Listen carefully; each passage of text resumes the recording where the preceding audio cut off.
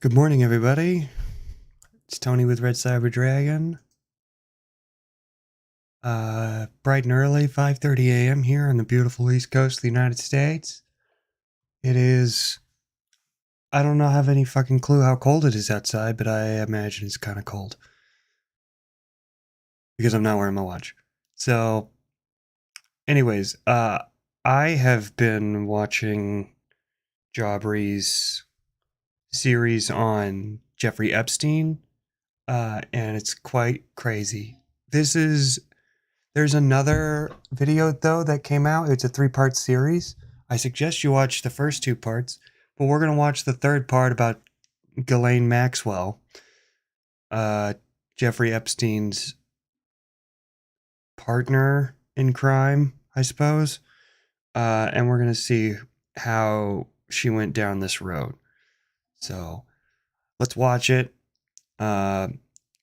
Obviously, big trigger warning for, sexual assault, those kinds of topics. So if you're not up for that, totally understandable. Just probably find somebody else to watch.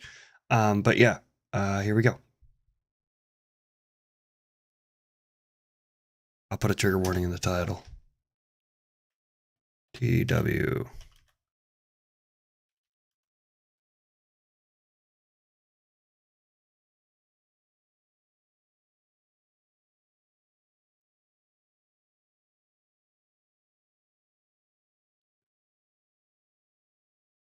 Let's maybe take the...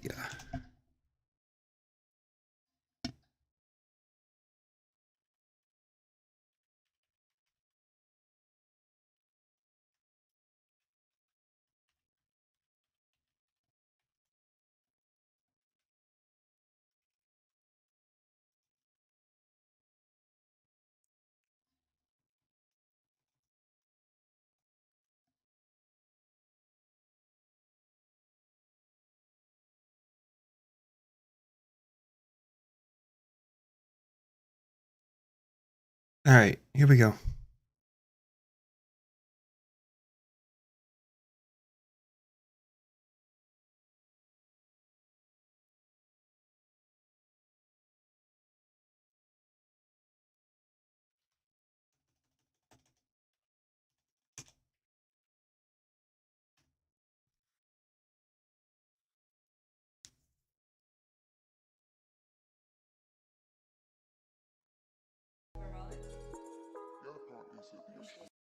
So how does it...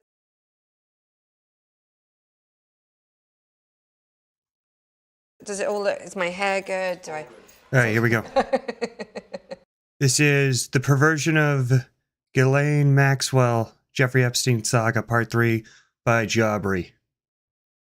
All right, we're rolling. It's so vast that, when you go to the sea, the seashore, you only see that little piece of the seashore. You might see some plastic debris on there, but you don't see much past that.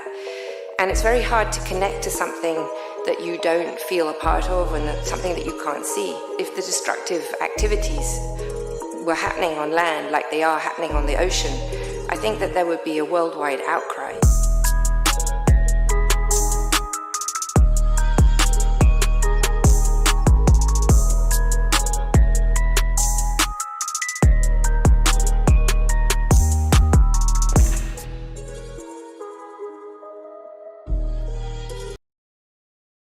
All right, we're going to start this again for the YouTubes. All right. The Perversion of Ghislaine Maxwell, Jeffrey Epstein Saga Part 3 by Jaubrey. Excellent content creator. Link in the description. Here we go. So how does it all look? Is my hair good? Do I... It's all good. All right, we're rolling. It's so vast that, when you go to the sea, the seashore, you only see that little piece of the seashore. You might see some plastic editing always debris goes on there, hard. but you don't see much past that. And it's very hard to connect to something that you don't feel a part of and something that you can't see. If the destructive activities were happening on land like they are happening on the ocean, I think that there would be a worldwide outcry.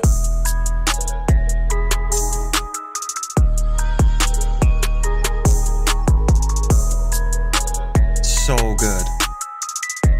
He always picks the best music.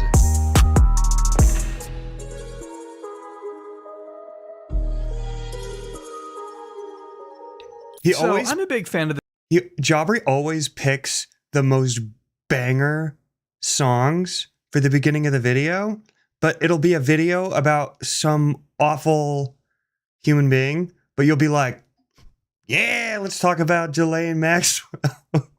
Yeah, let's talk about Jeffrey Epstein. Yeah, let's talk about Elon Musk. Hell yeah, banger. And it's like, oh, right, these people, right, got to get in the right headspace.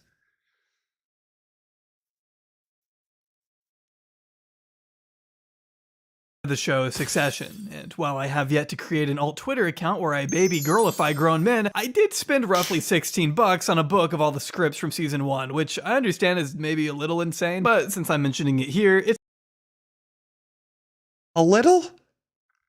Jabri, it's a TV show, man. Watch it.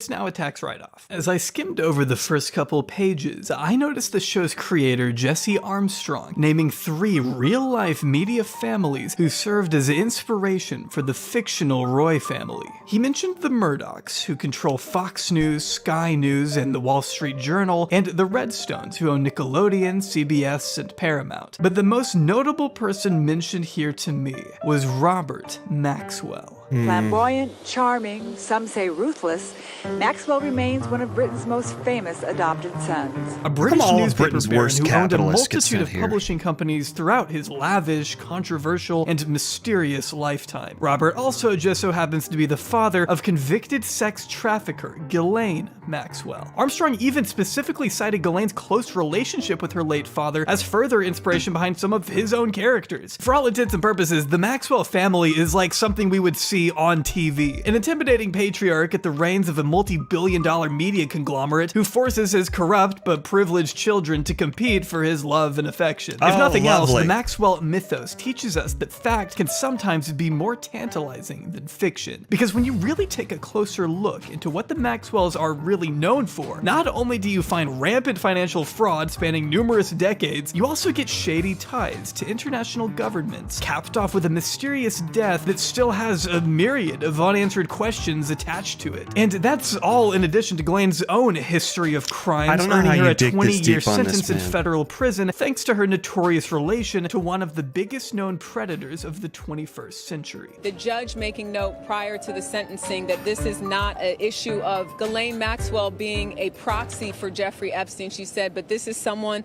who was part of a scheme. I think you can see why I gave Ghislaine her own video now. Join me as we explore the endless mystique and depravity surrounding one of the most infamous names to ever grace headlines. In his ivory tower where high-powered executives queue for higher-powered decisions, publisher Robert Maxwell is pleased he's done it his way without a whopping. Mirror Group Newspapers has just said that significant assets of their pension fund had been lent or transferred to private companies controlled by Robert Maxwell, apparently without due authority. You've got to assume right from the beginning that you're dealing with people who have got the morals of barnyard roosters.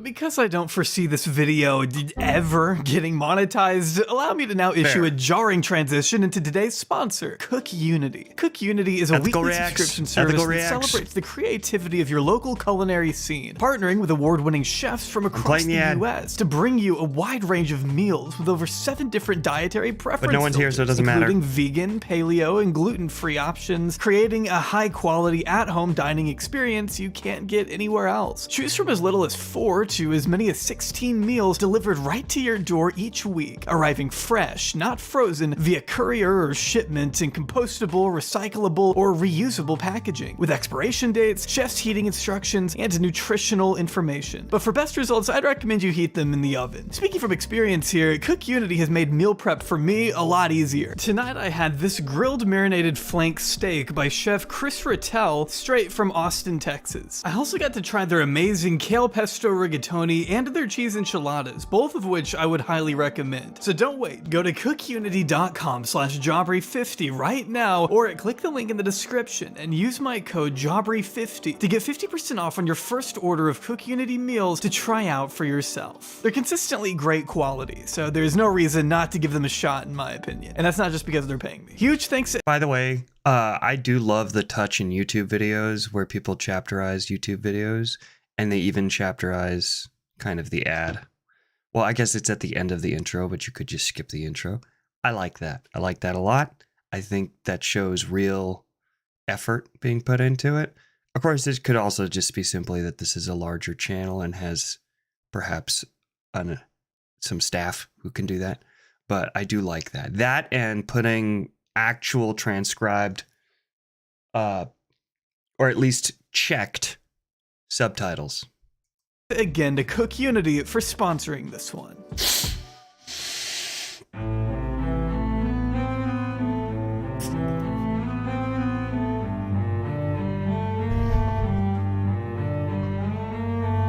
Ghislaine Noel Marion Maxwell was born to Robert and Elizabeth Maxwell on Christmas Day 1961 at the same luxurious chateau her 8 brothers and sisters had also been born in Paris. Just 3 days after Ghislaine entered the world, her 16-year-old brother Michael would be involved in a violent car accident near Oxford that left him in a coma for the remaining 7 years of his life. God damn. An event so devastating. The Maxwells' lives were suddenly and completely upended. As Elizabeth later wrote in her memoir, the consequences of such a tragedy were incalculable for us all. Describing the ways in which every family member coped with the event, Elizabeth admitted here to neglecting their youngest daughter Ghislaine during some of the most formative years of her life, recalling that, quote, Ghislaine, who should have been the center of our love and attention, was hardly given a glance and became anorexic as a toddler. One day, age 3, she planted herself in front of me and said simply, "Mummy, I exist." From that day, we all made a great effort with her, fussing over her so much she became spoiled. The only one of my children I can truly say that about. Yet, it's true that all the Maxwell children were— That is crazy to go from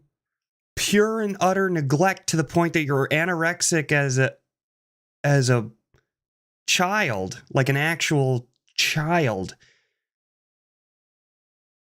to being completely spoiled. That is a crazy ride that early in life. Oh my God. were well acquainted with the finer things in life. They grew up in the mammoth Headington Hill Hall, a secluded Italianate mansion straight out of Saltburn, which I checked, and it's only about an hour-and-a-half drive from the real Saltburn house, a fun fact for any Barry heads out there. Built all the way back in 1824, the 51-room palace first belonged— What do you guys think of houses like this? I think that's ugly. Honestly. That doesn't look like a place you live. That looks like a museum. Right? I mean, for one thing, is it supposed to be that color, or did it turn that color from age? That is my number one question when I see a building that looks like this. Is it supposed to look like that, or has it browned from age? And if it is supposed to look like that, gross. And if it's not supposed to look like that, then maybe you should fix it. to the Morell family for over 100 years before being snatched up by media tycoon Robert Maxwell in 1959, who restored the property from its dilapidated state to a thing of beauty. In addition to replacing its original Victorian-era stained glass window with a depiction of himself as Samson from the Bible, Tatler magazine also wrote that Robert eventually planted guards along the property's main entrance, peppered the fence with barbed wire, and installed security cameras to nearby trees, which earned it the new unofficial name Purgatory Press. Okay, that's the other reason that houses like this shouldn't exist. They become compounds. Play on his publishing company, Pergamon Press. The fuck? What, as you think back, was the happiest time you've ever had so far in that house? My children and my family being together. Every Christmas so far we have managed to be together. And seeing them happy and busy.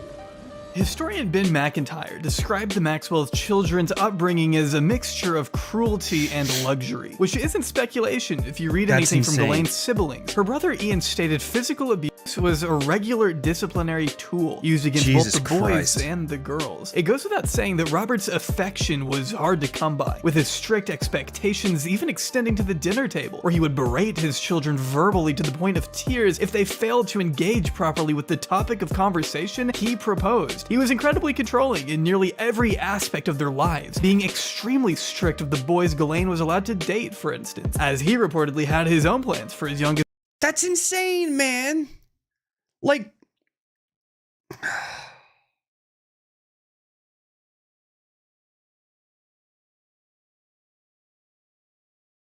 I just don't get people like this. What drives a person to be that controlling? What drives a person to make their kids cry at the dinner table for not talking correctly?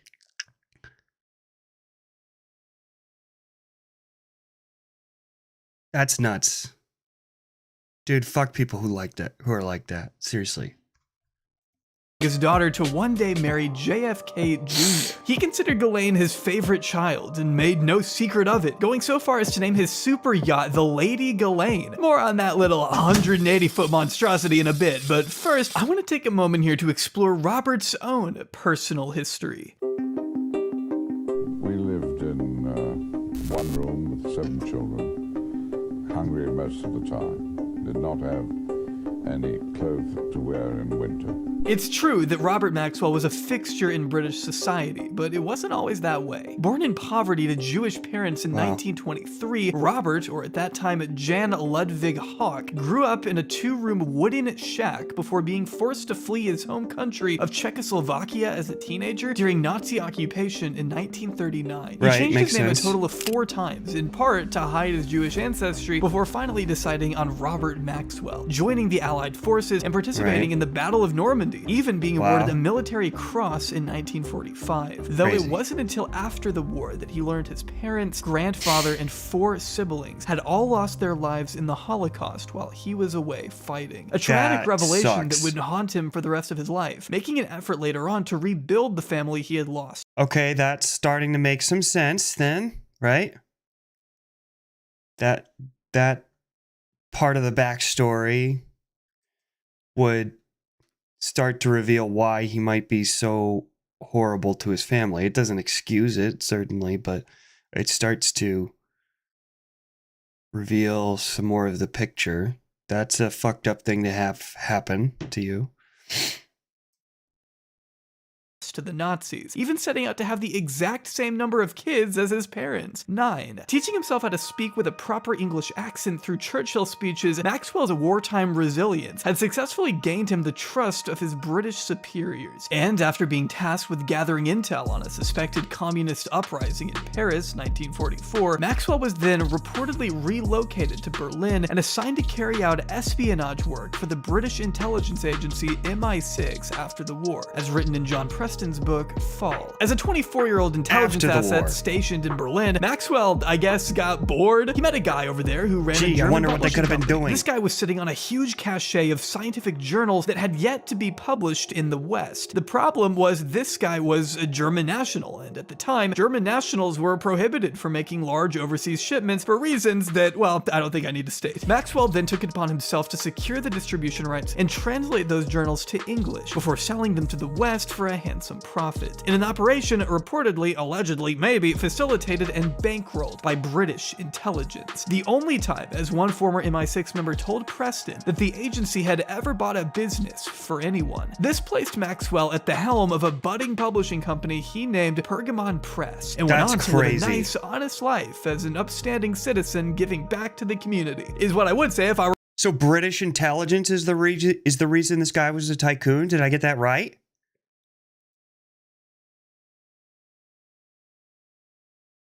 British intelligence. So he was an asset. That's crazy. Reportedly, allegedly, maybe facilitated and bankrolled by British intelligence. The only time, as one former MI6 member told Preston, that the agency had ever bought a business for anyone. This placed Cap.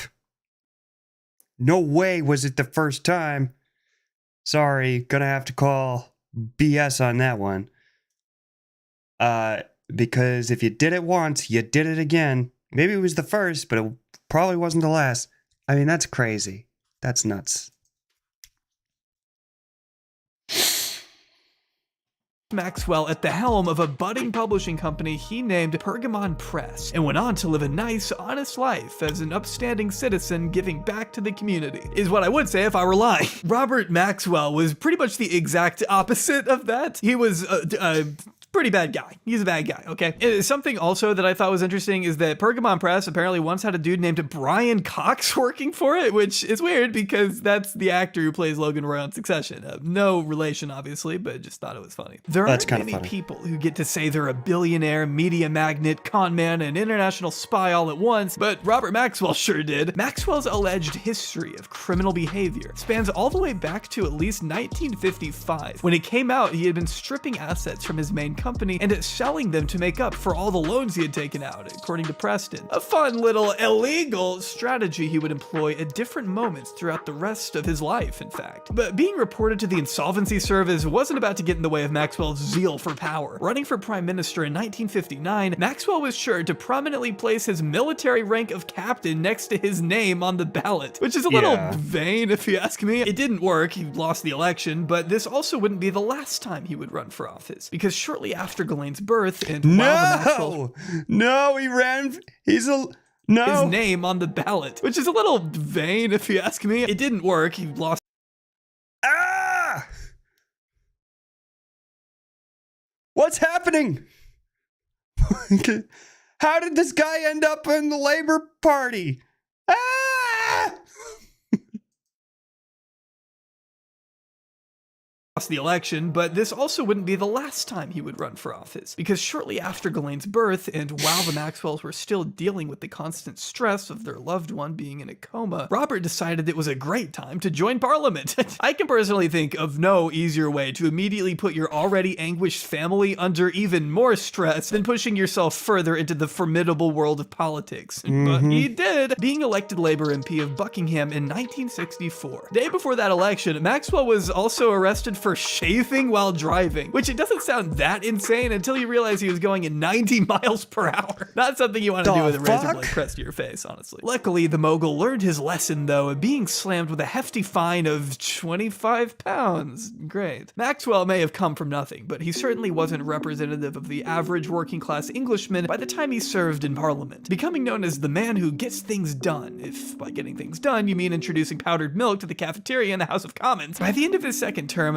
Maxwell had encountered some new problems over at Pergamon, being dumped from the board of his own company when he was exposed for, once again, artificially inflating his profits. But make no mistake, Maxwell was just as shrewd as he was corrupt. The man who ousted him from the company, Saul Steinberg, failed to realize that Maxwell still controlled an American subsidiary of Pergamon, giving him a ton of leverage he then used to bleed the parent company dry, forcing Steinberg to retreat in shame, according. That is cold as hell, man. Although, to Preston. Back in the captain's chair, Maxwell spent the following years of his life expanding his business ventures far and beyond what anyone could have imagined. During the 80s, he owned an Oxford football club and acquired a slew of companies including Nimbus Records, Macmillan Publishers, half of the British MTV. I mean, this dude was all over. One of his most lucrative companies, though, besides Pergamon, became a Mirror Group newspapers, which included the Daily Mirror, the second most popular magazine in the country behind The Sun, owned by Australian media tycoon Rupert Murdoch. Murdoch had already stiffed Maxwell out of at least 3 major business deals at this point, all of which Maxwell took extremely personal. His son even told Preston that at one time, it was as if the only 2 people in the world breathing the same air were my father and Rupert Murdoch. It was also during this time that Maxwell began to finally embrace his Jewish roots he had long tried to downplay, though it is said he had previously been involved with some secret dealings during the 1948 Arab-Israeli War, in which it's alleged he used his connections behind the Iron Curtain to persuade and facilitate his home. Otherwise known as the Nakba, I believe. country of Czechoslovakia to arm Israel with strategic air defenses that helped push them to victory. At least according to what sources told journalist Mark Ahrens and former federal prosecutor and author John Loftus in their book The Secret War Against the Jews, How Western Espionage Betrayed the Jewish People. Maxwell didn't officially visit Israel until several decades later, at which point Preston asserts he was so moved he began a business relationship with Israel's intelligence agency, Mossad.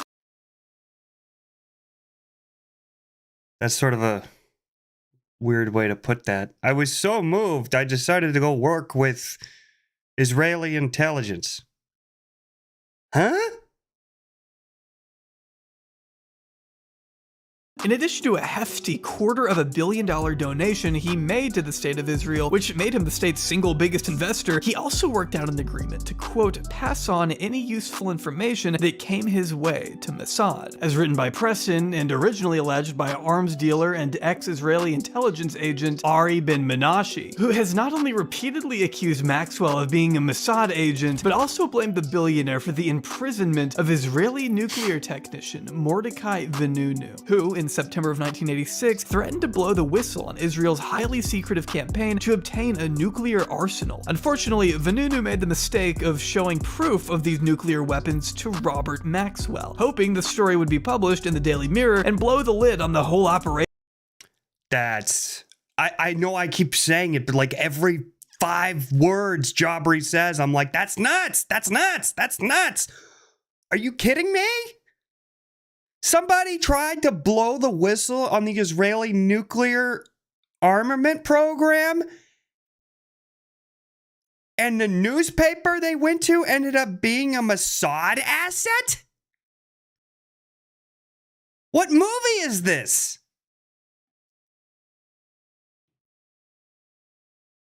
Unfortunately, though, that didn't happen. 6 levels below ground, the Israelis had built a plutonium reprocessing plant, a nuclear bomb factory. To this day, Israel still refuses to acknowledge its existence. Yeah, because if it did, they'd be complete hypocrites for constantly, trying to start a war with Iran for doing the same thing. Right? I mean, what's the Hasanabi doctrine again?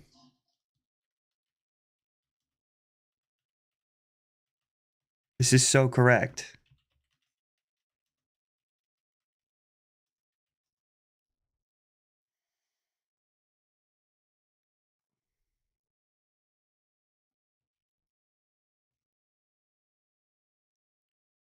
Hasanabi doctrine. This is correct, I think. Rule 1. Get nukes. Rule 2. Do not give up your nukes. And rule 3, if you're accused of having nukes and you don't, drop everything immediately and find some nukes. Yeah, I mean, very true, right? Gaddafi, Ukraine, Iraq, Iran.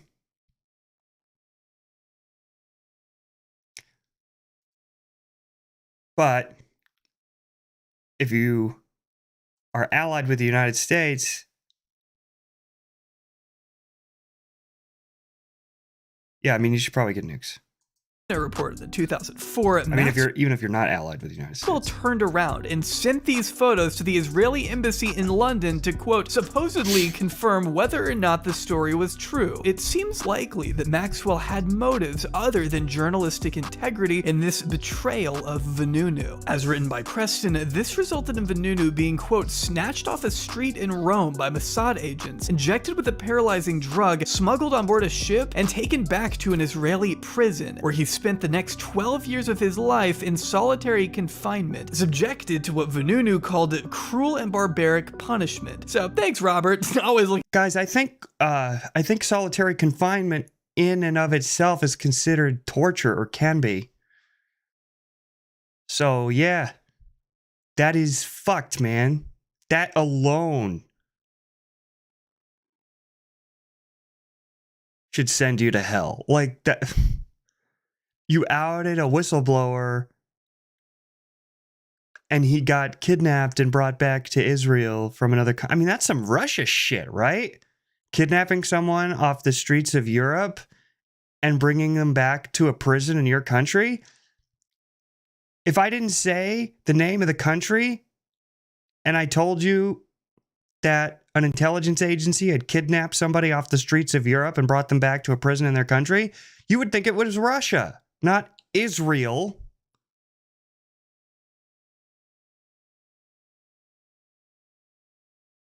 Or at the very least,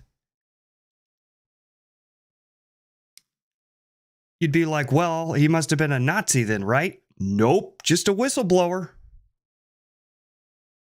Looking out for the working man. These allegations were brought to the attention of Pulitzer Prize winning Labor Party member, everybody. Labor Party member. Investigative journalist Seymour Hersh, the man who exposed the My Lai massacre in 1970, went on to publish the Vanunu story in his 1991 book, The Samson Option. While Maxwell and the Mirror sued Hersh for libel, Hersh was eventually issued an apology from the paper and received substantial damages, which effectively ended the suit in 1994, according to the New York Times. The Mirror also did run a story about Vanunu shortly after he was imprisoned, but it was one where they cast complete doubt on his testimony and slandered his character up and down. He couldn't exactly defend himself because, well, he was in jail being tortured by the government. So Maxwell made a lot of enemies during his lifetime. That's insane. It was Rupert Murdoch who Maxwell became particularly obsessed with. Ironically, it was Maxwell's incessant urge to compete and exist in the same arena as Murdoch that, as Preston put it, led to his physical and mental disintegration, his downfall, and ultimately his death. In attempts to earn Murdoch's... I mean, he does look like a melting ice cream cake, that's for sure.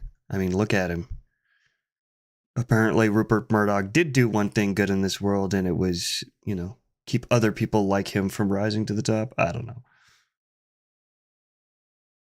I'm going to get a cup of coffee and something to eat. I can't watch this shit without something. God damn.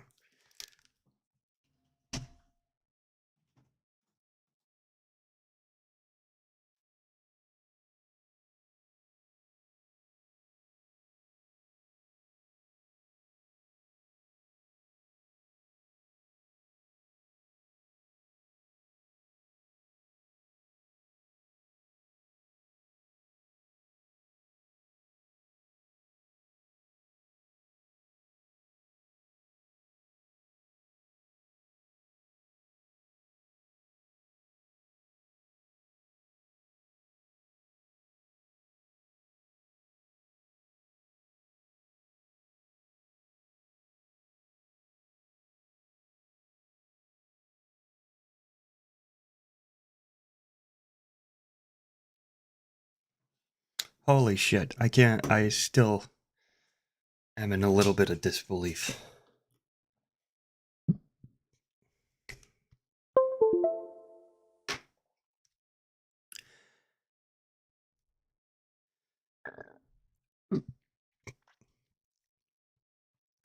Also, by the way, remember, Israel kidnapped this guy from Rome because he blew the whistle on Israel's nuclear program, something that everybody already knows now. It's so messed up, man.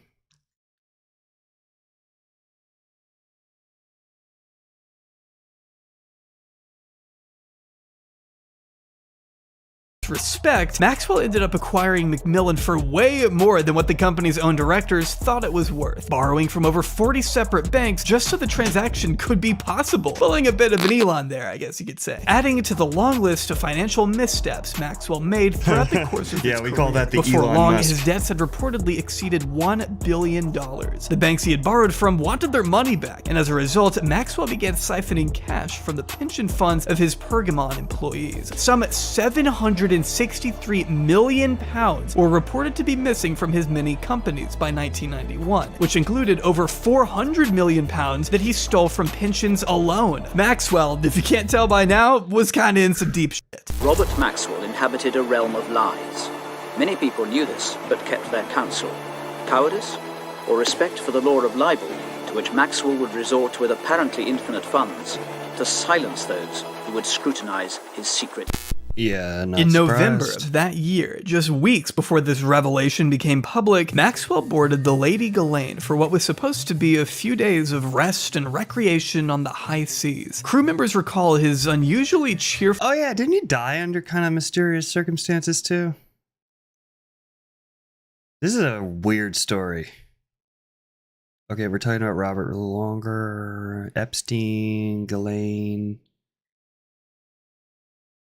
Yeah, we're not even halfway demeanor, through. despite being faced with a mountain of legal issues back at home. The banks, the pensioners, and the authorities were all breathing down his neck. His son, Kevin, recalled a tense phone call with his father on the evening of November 4th, in which an argument erupted between the two men over how a meeting with the Bank of England was to be handled the following day. The knives couldn't have been closer to the mogul's throat. By the morning of November 5th, when Kevin attempted to phone his father at 6:00 a.m., there was no answer. Then, at 10 a.m., a New York banker asked to be put through to Maxwell's stateroom. Again, no answer. At 11, a vice chairman of Macmillan called. For the third time that morning, there was no answer. At first, the crew assumed he was still asleep, until they realized Maxwell wasn't in his bedroom. In fact, he hadn't been spotted anywhere all morning. Not in the kitchen, or the living area, or any of the decks. It was here that the Lady Ghislaine's crew came to the slow and painful realization that Robert Maxwell was no longer on board the ship.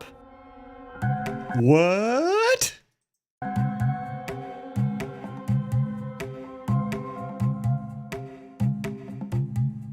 A search party immediately sprung into action, scanning for any possible sign of the 68-year-old billionaire in surrounding waters. Unfortunately, the Lady Ghislaine had already docked at the island of Tenerife, Spain, 2 hours before Maxwell was even reported missing, according to this Guardian article from the day after it happened. It stated that Maxwell's body was soon found floating face-up naked, over 100 miles away from the Lady Ghislaine's scheduled route. When asked how the body could possibly get all the way over there, the island's civil governor answered, "That's a good question." After what I can only imagine was a strenuous experience trying to load Maxwell's corpse onto a Spanish helicopter, 3 pathologists tasked with carrying out an autopsy were all unable to fully agree on Maxwell's exact cause of death. This 2001 article from The Independent explains that the lack of water found in Maxwell's lungs led one British pathologist to rule out drowning, with a different Israeli doctor concluding the following day that no, actually he did drown and also he suffered a heart attack. The third doctor agreed. Okay. Not to be that guy, but I'm going to be a little skeptical of the Israeli autopsy of the Mossad asset. Just saying. Maybe just a little skeptical.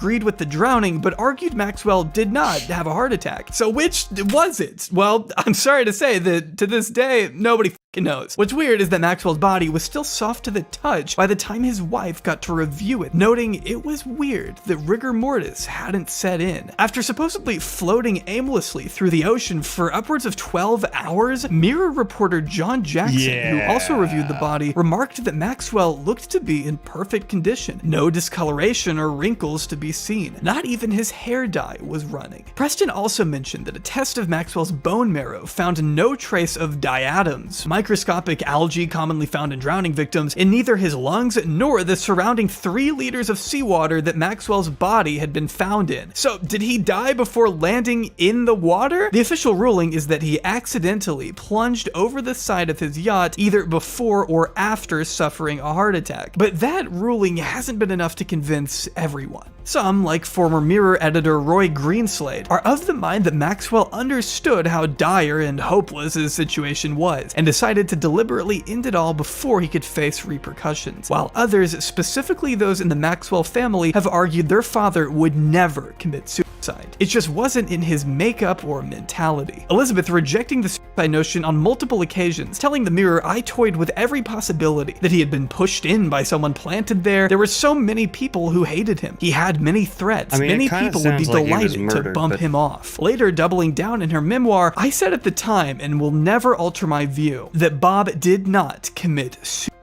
The Mirror's senior photographer Ken Lennox told The Guardian that he used to get up at night and pee over the stern of the ship. Everybody knew this, and he weighed about 22 stone or 300 pounds at this time. The railings were wire, so I think he lost his balance because he was very top heavy. He was Teflon, man. I don't think he committed suicide. But as Preston pointed out, Maxwell's cabin door had been locked from the inside, with the main door leading out to the deck also being locked the night he fell overboard. The key was never recovered, which, if you ask me, points to something more than just an accident. And if you ask Ghislaine Maxwell, her father was murdered.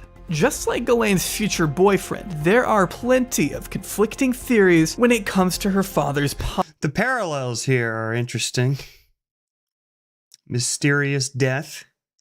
Possible murder. The most prominent one implicating Mossad, who some say opted to assassinate their alleged one-time associate, fearful that his activities on their behalf were about to be exposed, as The Independent put it. Perhaps his swath of financial crimes had finally made him too much of a liability to keep around any longer. In their book, The Assassination of Robert Maxwell, authors Gordon Thomas and Martin Dillon present the theory that Maxwell had asked the state of Israel to cover his debts to the tune of hundreds of millions. Refusing to do so, they worried Maxwell would retaliate by going public about their relationship, and therefore took him out with a nerve agent before he got the chance to talk. At least according to... I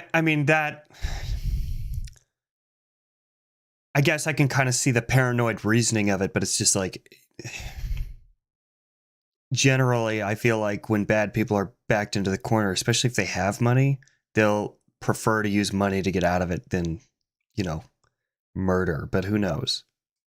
To Thomas and Dillon. But if they had in fact murdered Maxwell, this didn't stop them from putting together what was basically a state-sponsored funeral for him in Israel just a few days later, attended by high-ranking members of the Israeli intelligence community, as well as both the President and Prime Minister of Israel, the latter of whom thanked Maxwell for being an enthusiastic friend of Israel, adding that I knew him, especially in recent times, as someone who took great interest in the Israeli economy, invested money in Israel, and offered to put his wide contacts in the international arena at Israel's service. He has done more for Israel than can today be said. Back at home, Pergamon was going up in flames. Both Ian and Kevin Maxwell were arrested for their alleged involvement in their father's financial schemes, though their acquittal didn't slow the company they inherited from suffering a massive collapse almost immediately after, with Robert's death also forcing his widow into a state of financial ruin. She lost everything she once owned and was supported by her children for the rest of her life. Robert Maxwell's public reputation was forever tarnished. For example, here's what the Mirror looked like in the immediate aftermath of his death versus the headline they ran just a couple weeks later. And in case you were wondering what happened to that infamous yacht, the Lady Ghislaine was eventually passed off to a Saudi Arabian lawyer before finally ending up in the hands of one Anna Murdoch, the former wife of Maxwell's longtime personal rival, Rupert Murdoch. Another weird connection I found pertaining to that yacht is that it was originally constructed for a businessman by the name of Imad Khashoggi, which I heard and thought, that name sounds kind of familiar. A 5-second Google search found that Imad is the nephew of a Saudi Arabian arms dealer you may remember, Adnan Khashoggi, an alleged client of the central character tying this whole enigmatic web together. Would you raise your right hand, please? Yes. Do you solemnly swear the testimony you're about to give will be the truth, the whole truth, and nothing but the truth to help you God? Yes, I do. Miami Herald journalist Julie K. Brown wrote in her book Perversion of Justice of a time Elizabeth Maxwell made the desperate attempt to contact an unnamed friend of the family shortly after she lost it all. She described him as an American businessman Robert had met during his short stint in charge of the New York Daily News. She thanked this white knight for allowing her a place to stay after her husband's death, reflecting on the unfailing generosity he continued to show her in the coming years. Then, on November 24th, 1991, not even a month after Robert's death, the YIVO Institute for Jewish Research put together an event dedicated to the late tycoon's memory. Both Elizabeth and Ghislaine Maxwell sat in attendance that night. Pictured next to them at New York's Plaza Hotel was a man not yet known to the general public. His name was Jeffrey Epstein. He covered his face with a mask and dark sunglasses, but this is Juan Alessi, who managed Jeffrey Epstein's Florida mansion for 12 years and who says that Ghislaine Maxwell was at the center of everything that happened there. Did Miss Maxwell instruct you to pick up the young girls? Comment! He had no comment last night, but Alessi had earlier told a Manhattan court that the sprawling home in Palm Beach was run by him, but Maxwell made clear that she was the boss. He testified, "From the day she took over, she mentioned to me that she would be the lady of the house."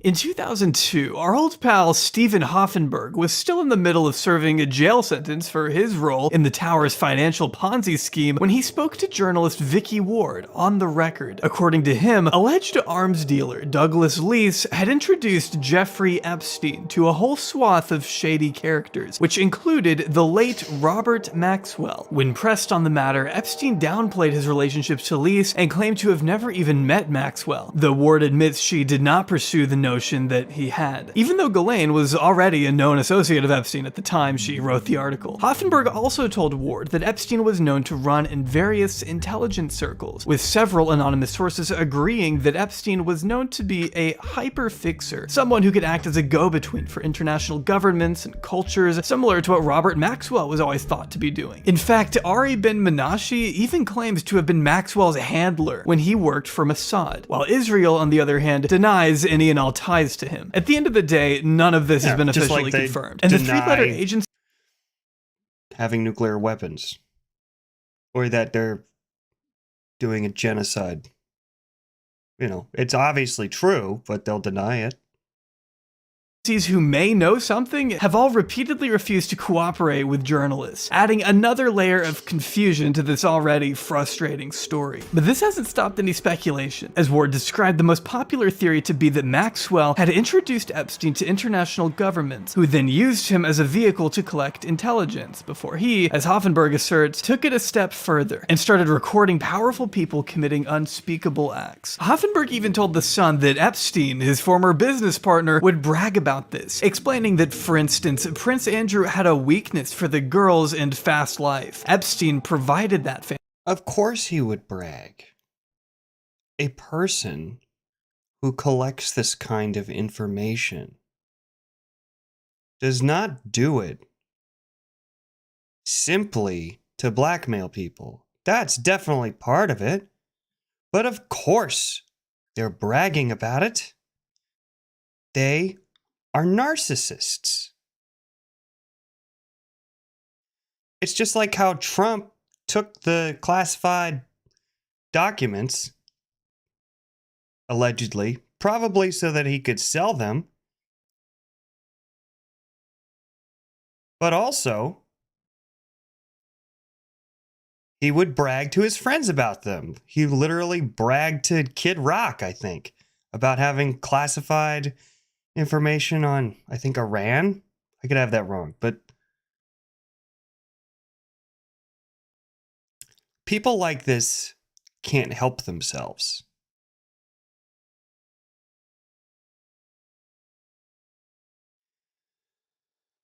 Fantasy. Andrew would then give intelligence that Epstein would give to Israel. This was happening when I was working with Epstein. They created the plan of installing the honeypot cameras and had taken over the house in Manhattan to blackmail the politicians. He then took over the house in Florida and put in cameras. The cameras were to record rapes. It wasn't just about gathering intelligence, but compromising the politicians. A highly bold assertion that, at this rate, may just remain unconfirmed forever.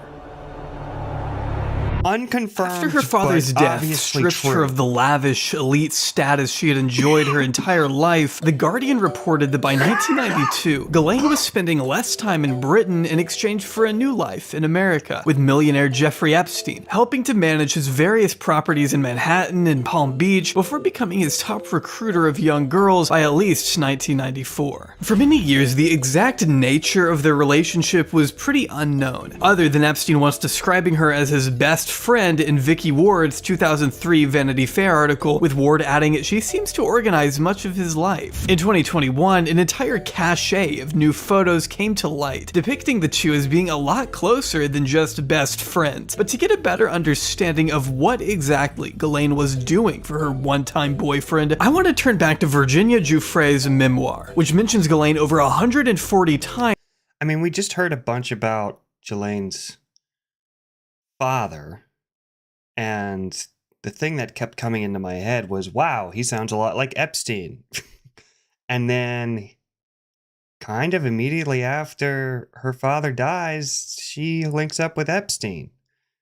So that's I don't know, interesting, I guess. It's just, who knows?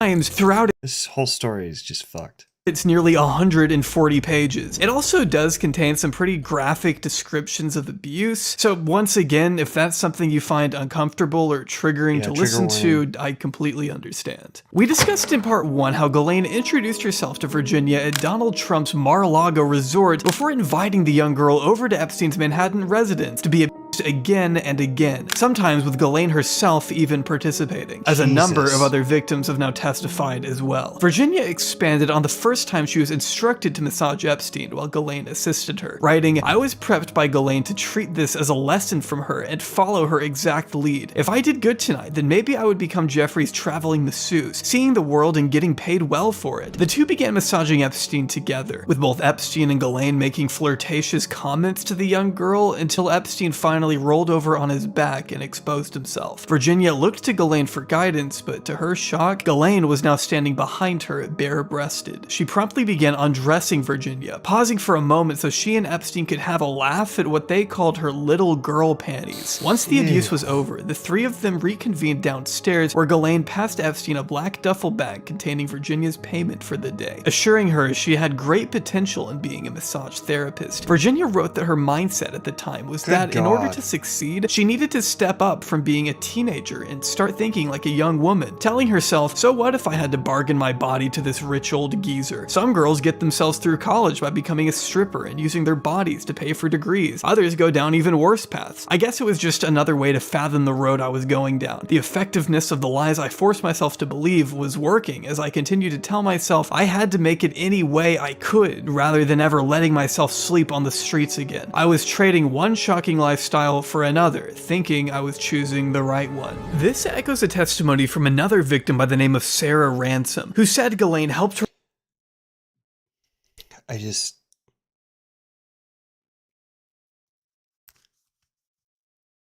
The millions of ways that we collectively have failed this woman is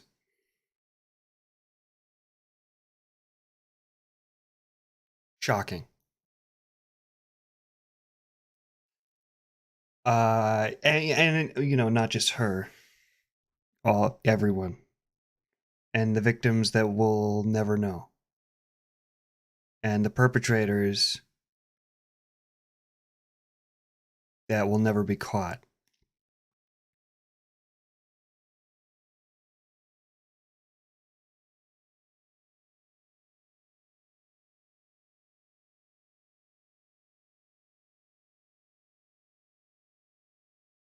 That makes me extremely, extremely sad.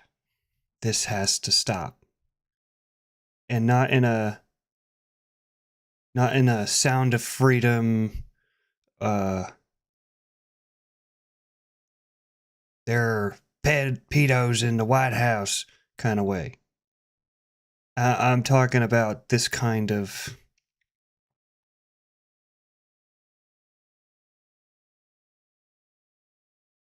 privilege that money grants you to shit all over the morals that we agree as a society to. You don't hurt kids. And these are the people at the tops of institutions like the government that are supposed to protect us.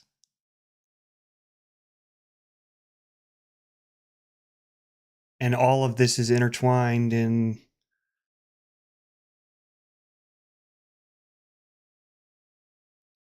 potentially, you know, the CIA and shit like that. And it sounds like I'm crazy, but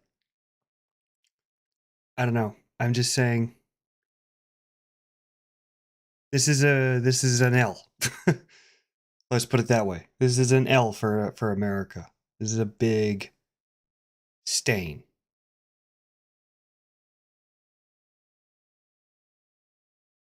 Our failure to deal with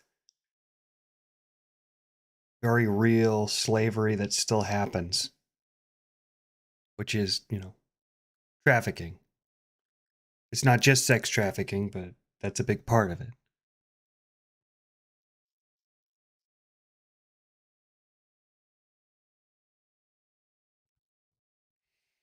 And,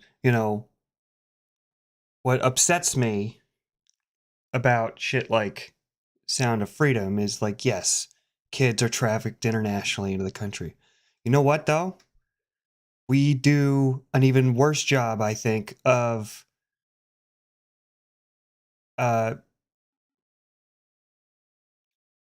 preventing internal trafficking. And what I mean by that is friends, family, basically selling their children or renting them out or whatever, marrying them off. Like, there's a ton of that goes on. And we fail to even recognize it as a problem, let alone police it.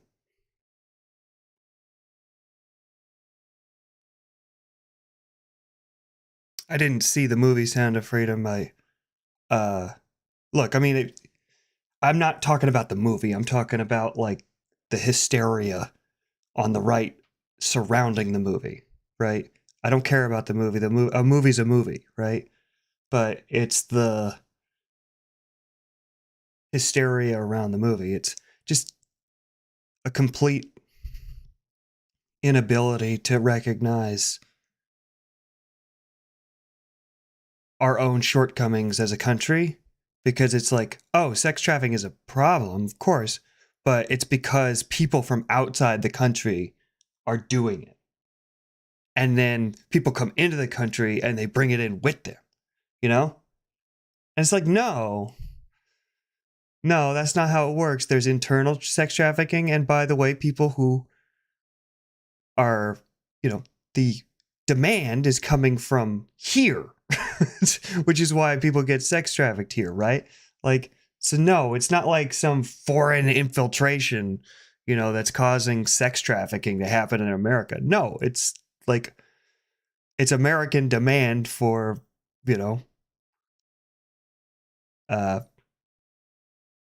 that, right? It's just like demonizing the drug dealer instead of recognizing that you have a problem where, too many people are addicted to drugs and you need to address that as a health problem, but rather you want to demonize. I mean, I guess it makes sense to go after, but it's like focusing only on the dealers and distributors rather than focusing on the root of the problem, which is the demand.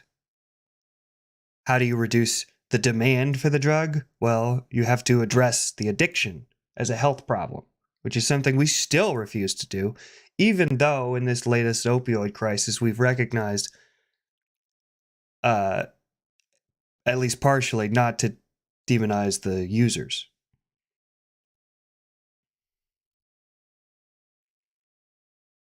That's seeming like bullshit to me now, though. Like, remember at like the beginning, kind of, or like in the middle of this most recent opioid crisis, people were like, well, people are being more understanding this time because people were given opioids by their doctor, and that's how they got addicted. So it's like less bad. It's like, well, one, I don't think that's any. I don't think people who get addicted that way are any like more morally pure than people who get addicted any other way, because addiction, like, no one chooses to get addicted, right? It happens.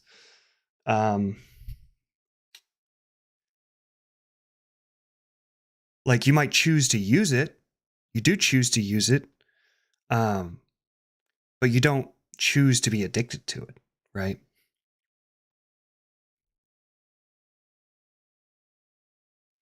But considering our complete and utter failure to address the most recent opioid crisis, I kind of feel like we don't really have more empathy for drug users. We just say we do, right? Because the solution to the opioid crisis is actually, I'm not going to say easy, but it's fairly straightforward. You need to allow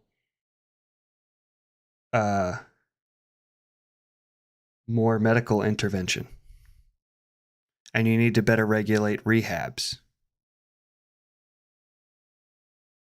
And there needs to be more of a focus on medical intervention, like with methadone. Or even, there's some psychedelics that have shown, that have been very promising in stopping opioid addiction. I can't remember the name of the freaking thing. But what I'm saying is, like, there's, like, sometimes you're not even allowed to do a medical intervention. Like, I think, like, nurses and stuff like that, if they become addicted to opioids, which happens, and they, like, not just nurses, like medical professionals, if they go and do rehab, and that rehab is you, like, taking, oh, Lonely Pity, thank you for the sub. Appreciate it. If you go, I can't remember, I think I heard this on NPR. It's like, well, there's a drug test to come back to work, and if you test positive for anything, even methadone, like, they won't let you come back to work, or like it's a requirement for licensing or something. So, like, the only way to get your license back is to, like, go, like, cold turkey off opioids.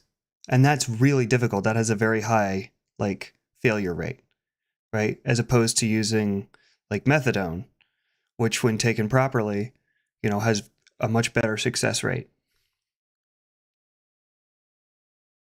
Also, like, with methadone, you have to, like, go to a clinic every day and get it administered. It's like, what if you can't get to the clinic? What if you can't get to the clinic and you're about to go into withdrawal? Right? And it's like, oh, I pay $20 for an Uber to go get methadone, or I pay $10 to my dealer to come bring me some heroin. Like, I'm going to choose the first one because I'm desperate, I'm poor, you know, all that. Right? So it's fucked. Just let people have the methadone at home. I don't know. I'm not an expert. I'm not pretending to be an expert. I just know that the way we pretend that we care about this issue just makes me so angry, because so many people are dying and we could be doing so much more to stop that. Right? I mean, people are dying every day from opioids, and, like, we keep, and all we're talking about is, like, ooh, it's because the Mexicans are bringing it over the border. No, it's because there's demand here, and we haven't addressed the demand. We need to address the demand by getting people unaddicted, by curing people's addictions. That will reduce demand, okay? Jesus Christ, these people, like, everything comes down, like, with conservatives, they will identify successfully the actual problem. But then, when it comes to the root of the problem, it always goes back to, well, it's immigrants or whatever, you know? And then what's the solution? Oh, it's just prevent immigration. It's like, no, that's not, you so successfully identified the problem and then just fucking blamed a group of people who have nothing to do with it. Like, Jesus Christ. To refine her massage skills to satisfy Jeffrey. That was a really long rant. I'm sorry.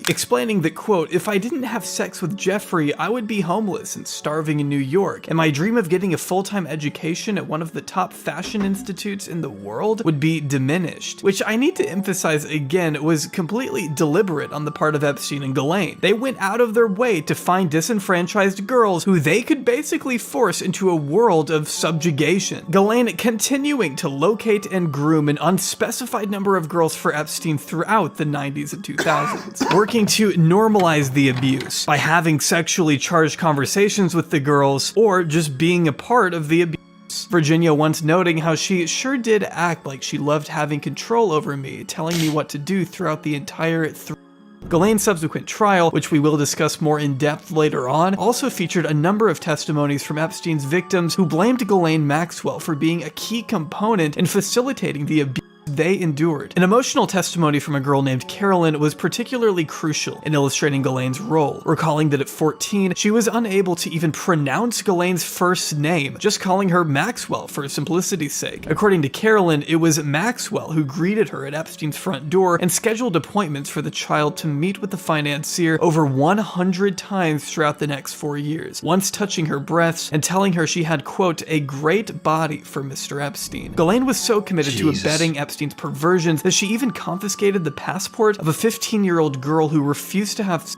with the man on Little St. James Island, as court documents reveal that, quote, "one witness was in tears as he recounted Maxwell bringing a 15-year-old girl into the employer's home, who, in the utmost distress, told him that Maxwell stole the young girl's passport and tried to make her have sex with Epstein and then threatened her." This witness was later revealed to be Epstein's former butler, Ronaldo Rizzo, who also recalled the young girl was, quote, "distraught and shaking, literally quivering," as she described what she had experienced at the hands of Epstein, Ghislaine, and Sarah Kellen, another one of Epstein's recruiters. The Sun reported in early 2021 that these same court documents, stemming from Virginia's 2015 suit against Ghislaine, also include allegations that the British socialite directed a room full of underage girls to, quote, "kiss, dance, and touch one another in a sexual way," which of course is all in addition to what the Farmer sisters' allegations were that we discussed in part 1. Annie going into more detail regarding her experience when she took the stand in 2021. See, Annie was just 16 years old in the spring of 1996 when she was ushered out to the trafficker's 8,000-acre Zorro Ranch in New Mexico, some 50 miles away from Jemez Springs, where the Catholic Church was known to send pedophile priests for rehabilitation, interestingly enough. Annie read from the personal diary she kept at the time of the abuse during her testimony in court, where she recalled Ghislaine asking if she had ever had a professional massage before, to which she replied no. Ghislaine then led the teenager into a room with a massage table, forced her to get undressed, and began abusing her while Epstein watched, remembering how she, quote, "so badly wanted the massage to be over and to get off the table." As KOAT News recently reported, Ghislaine mentioned New Mexico a total of 64 times in subpoenaed emails. New Mexico is also where Virginia accused Governor Bill Richardson and Prince Andrew of abusing her, and it's also another place that Alan Dershowitz and Bill Clinton were reported to have stayed numerous times, as Epstein told his scientist buddies on numerous occasions that this ranch would eventually be used as a base for women to be inseminated and give birth to his children. He expressed plans of having up to 20 women pregnant at a time, according to the New York Times. The ranch is said to have included a massive 8-person shower, as well as an underground strip club used to entertain guests, according to what an anonymous contractor who worked at the ranch until 2006 told the Daily Mail. The Mail also published a series of photos inside the sprawling residence that depict. See, that's the thing. When you build your weird sex house, like somebody's got to build it, right? The secret's going to get out. Jesus Christ.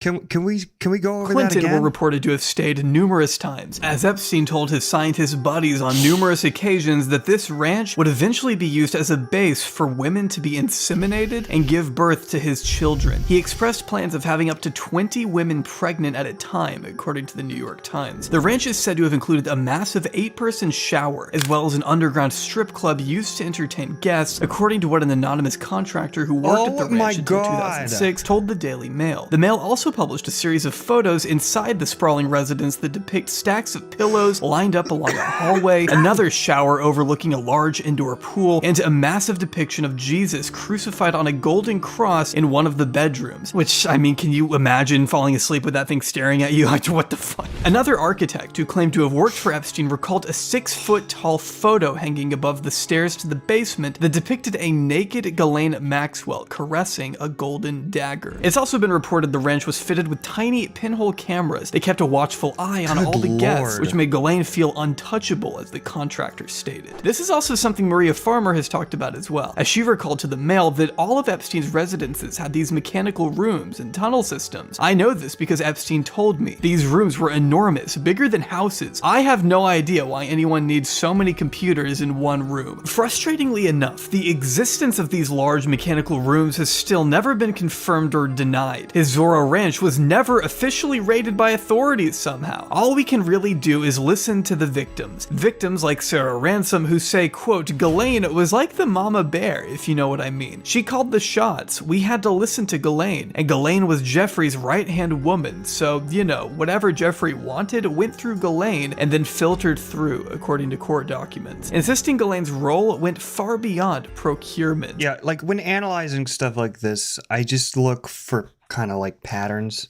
It's like, okay, Jeffrey Epstein, supposed attempted suicide before actual suicide. Cameras weren't working. Guards were asleep. There were big problems at the jail. Like any one of these things doesn't mean a whole lot, but all of them together kind of point to like, yeah, I don't think this guy killed himself. But then it's just like, you work backwards from that too. And it's like, evidence is missing. Okay, well, that happens sometimes. Okay, it's crucial evidence. All right, that's starting to sound more suspicious. Oh, and there are other places where there probably was evidence that never even got raided. Huh, now I'm like, okay, what's up with the investigators? Okay, like, so it's just too many things. Like, sometimes weird people will take like one like strange detail of something and be like, this is a conspiracy. But like, and then they'll look at something like this where it's just like, there's so much evidence saying that like actual politicians were engaging in some real shady shit with this guy. And they'll be like, nah, you didn't know him. Or they'd be like, we don't know for sure. It's like, yeah, no, we don't know for sure. But like, don't the puzzle pieces kind of all fit together in this way? And I haven't really heard like an alternative theory of like, no, actually all these people are heroes or something like that. No, like it kind of like Bill Clinton being so close with this guy, staying at his various places multiple times. And we know that Bill Clinton has done some weird sex stuff in the past. Like, it doesn't take a genius to draw a line from that to him doing some weird shit. Maybe some illegal shit. Right? I don't know. But not just him, Donald Trump too, right? Like,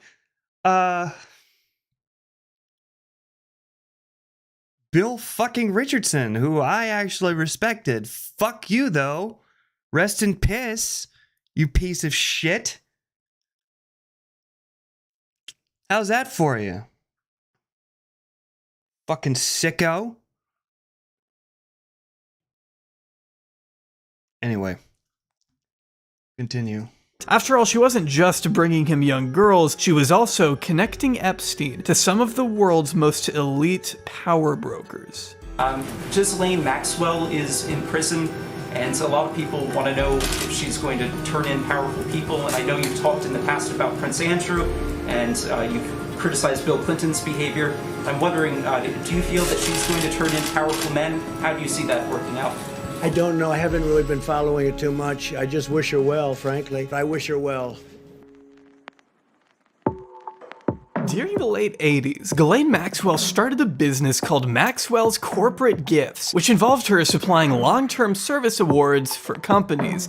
I'm not even really sure what that means, but she was convinced her business could see quite a boost in capital if she reached out to US real estate mogul and shoe salesman Donald Trump through her father, who had been known to hang out with the future president from time to time and thought highly of him. I mean, Robert Maxwell was basically the Donald Trump of the UK, so of course they knew each other. Excited to tell her father about this cool new proposal, Robert effectively shot her idea out of the sky immediately, shouting, "Have you got your bum in your head? Why the f*** would Donald Trump want to waste his time seeing you with your crappy gifts when he has a multi-million-dollar business to run?" As reported by Nicholas Davies in the book Death of a Tycoon. Only, I guess Robert underestimated Trump's affinity for stupid people and their stupid business ventures, because as Vanity Fair reported, Trump would go on to spend a lot of time with Ghislaine throughout much of the 90s. Like, a lot of time. There's a ton of pictures of these two. According to Stephen Hoffenberg, a character who will not stop popping up in this series, Ghislaine established a correspondence with Trump through his then wife, Ivana, who, according to what her assistant told the Washington Post, would meet Ghislaine at cocktail parties, gallery openings, and shows, that kind of thing. And that's pretty much all we know about their connection. We can't really ask her anything else since she's now buried at Trump's golf course, but I think we get the overall picture. Trump initially became associated with Epstein through Ghislaine, as was the case with many other powerful people Epstein knew. One investment banker who knew the couple attributed Epstein's connections to Ghislaine's own personal appeal, calling her a charming, likable front person, and explaining to the New York Times that a big part of the reason people talked to him was because of Ghislaine. Ghislaine is also who introduced Epstein to Prince Andrew, a man she's known since her uni days at Oxford. Even though she says she didn't, Andrew himself says she absolutely did. Given Robert's prestige, it's really no mystery that Maxwells have always had ties to the crown. In fact, some sources have even asserted the two dated at one time, as stated in a recent ITV documentary, Ghislaine, Prince Andrew, and the Pedophile, where one former royal protection officer recounted how Buckingham Palace staff assumed Ghislaine and Andrew had an intimate relationship, considering the vast amount of trips she was taking to the palace.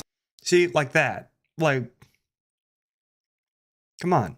And the ease in which she was coming and going. Telling ITV she was in 4 times in one day, from the morning till the evening. She kept coming in and out, in and out. Business Insiders put together a timeline of their correspondence from 1999 to 2001, with flight logs and photographs laying out all the various meetings and excursions they had, which include the time Andrew invited Epstein and Ghislaine to his mom's Scottish residence. You know, his mom, the Queen! If Ghislaine ever did have a romantic thing with Andrew, it must have happened around the time she broke up with Epstein. What we know from that old biography provided by Epstein's lawyers is that he and Ghislaine ceased their relationship in 2000, but still remained close friends afterward, with Ghislaine relocating that year to her own Upper East Side townhome just 10 blocks away from Epstein's, according to the New York Times. Why they broke up, we don't know. They were still very much present in each other's lives for most of the 2000s, but after Epstein's guilty plea in 2008, the two were never photographed together again. That doesn't mean they stopped seeing each other, of course, as they were still exchanging emails as late as 2015, but it does indicate the two may have understood the scrutiny they were now under. Ghislaine, along with several other Epstein recruiters such as Sarah Kellen, was immunized in Palm Beach as a part of Dershowitz and Acosta's sickeningly generous plea agreement. But Epstein was now getting a lot of attention as a registered sex offender, which meant Ghislaine likely wanted nothing to do with him publicly as to not bring any more unwanted attention to her own past, though she definitely wasn't about to disappear either. Though the law had officially caught up with Epstein, well, kind of. Ghislaine was permitted to live her life as if nothing happened. For a while, Ghislaine continued to do what she did best, schmoozing the elite class, sometimes even hosting events at her own house where she had stuff like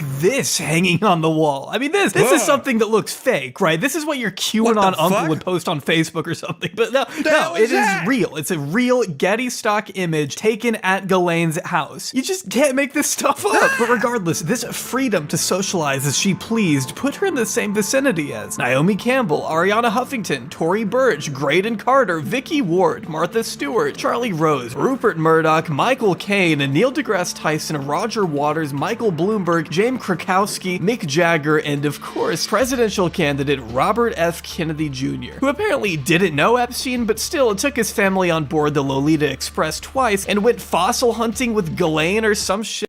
What the fuck? You weren't ever on Jeffrey Epstein's jet, were you? I was on Jeffrey Epstein's jet 2 times. I was on it in 1993. My wife had some kind of relationship with Ghislaine Maxwell. At another occasion, I flew again with my family, with I think 4 of my children, and Mary, my wife, to Rapid City, South Dakota, to go fossil hunting.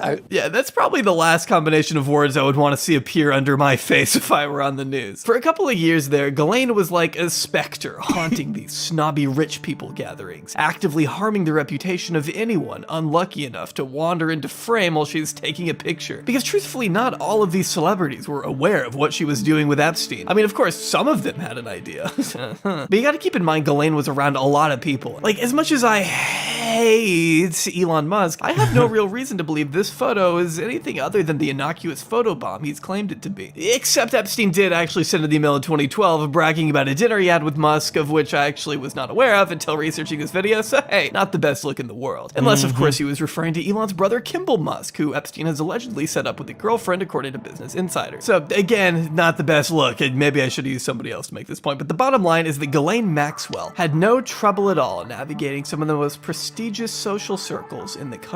Even while involved in a number of civil suits filed by Epstein's accusers, Ghislaine seemed to have no problem visiting a private campfire retreat hosted by Jeff Bezos in 2018, just a couple months ahead of Julie K. Brown's bombshell series on Epstein. That's how slippery she was. Making TV appearances and giving actual TED Talks, Ghislaine was in full view of the public while knowing that at any time, the feds could very well come knocking. She was even involved in a few NGOs, including the time she founded Terramar, a weird delusional project to create a country out of the ocean, kinda? I still don't really understand what this thing was. And frankly, I don't think anybody does. Even in the interviews I saw, you can tell she's struggling to explain the purpose of Terramar to this CNN host, who clearly doesn't know or care what in the hell this woman is talking about. I mean, it's just embarrassing. By 2015, Virginia had filed a defamation suit against Ghislaine when the socialite called her a liar over claims that Epstein and Maxwell had abused her, according to Business Insider. This brought Ghislaine all the negative attention she had tried to run away from by distancing herself from Epstein years earlier, and thus she began to panic. In 2016, she abruptly sold her townhome for $15 million and basically went off the grid. Believed to have fled the country, Ghislaine wasn't photographed at any other event past the year 2016 and started dodging various court summons as they rolled in. In 2017, her lawyers told a judge they didn't know where she was, but they assumed her to be somewhere in London. For the next couple of years, Ghislaine kept an extremely low profile, barely even going outside, according to one source close to her at the time, who told the Daily Mail that Ghislaine had, quote, become a real homebody, rarely ventured out. She's the antithesis of the woman who traveled extensively and partied constantly with Epstein. That is until August 2019, when Ghislaine was photographed here at a Los Angeles In-N-Out, days after her ex-lover turned up dead at the Metropolitan Correctional Facility in New York. Though shortly after this photo made the rounds,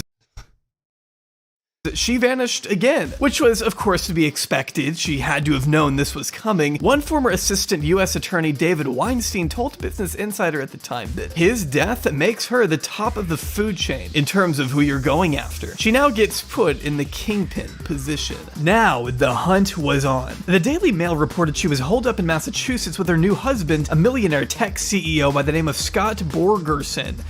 Though I think she's getting what she deserves.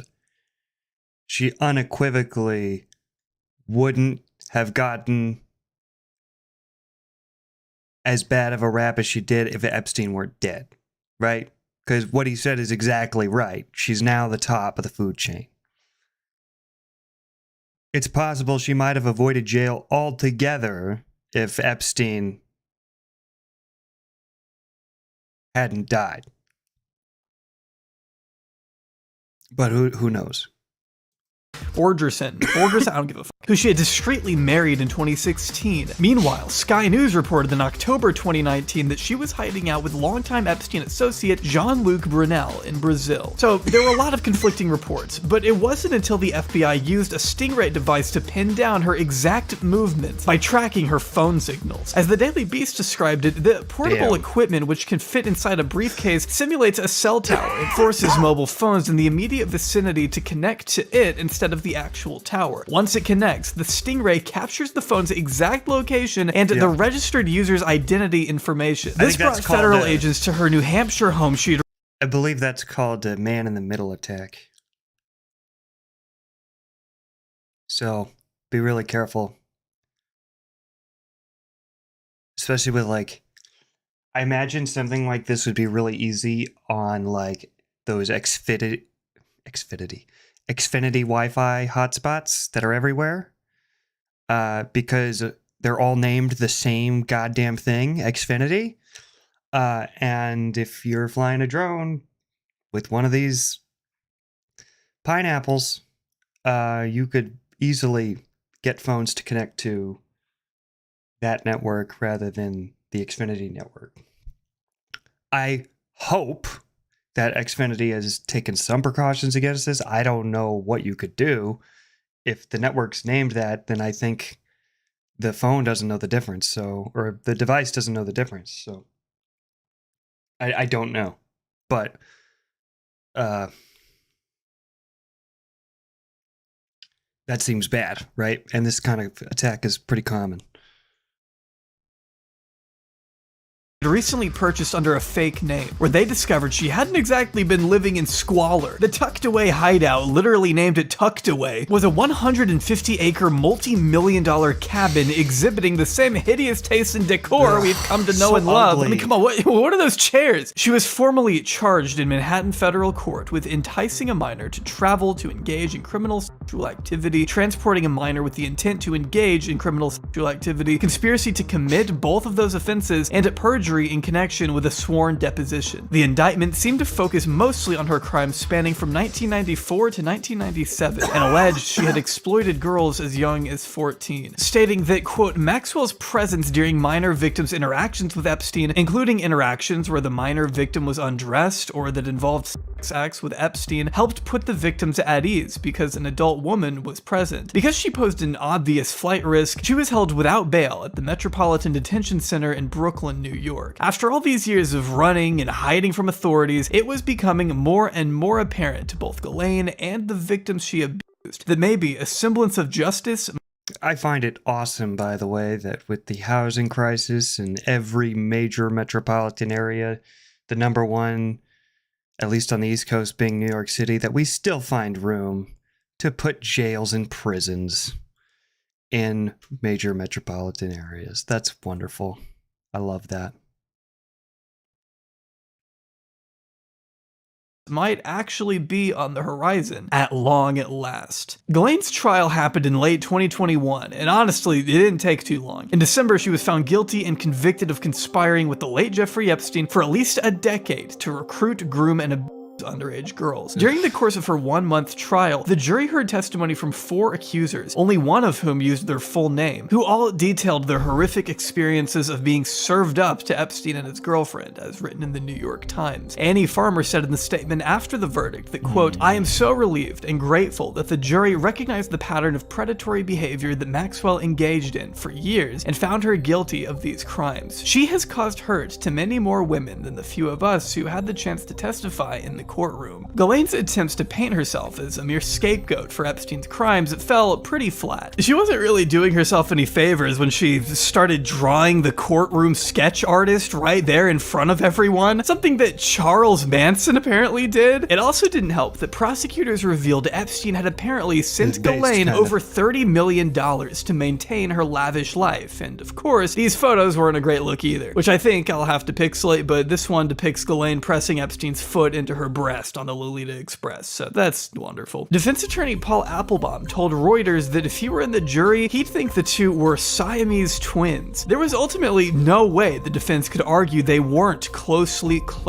intertwined. An appeal from Ghislaine's defense was also recently denied, meaning Ghislaine will continue to carry out a 20-year prison sentence at FCL Tallahassee. Well, unless she gets Epsteined first. Maxwell, for her part, stood to receive the sentence as is customary, but pretty much just looked forward and didn't seem to have any sort of overt emotion or reaction to today's proceedings. And I will note, during the course of the victim's testimony, she also did not appear to ever look at them, just kind of leaned forward and looked forward and took some notes as well.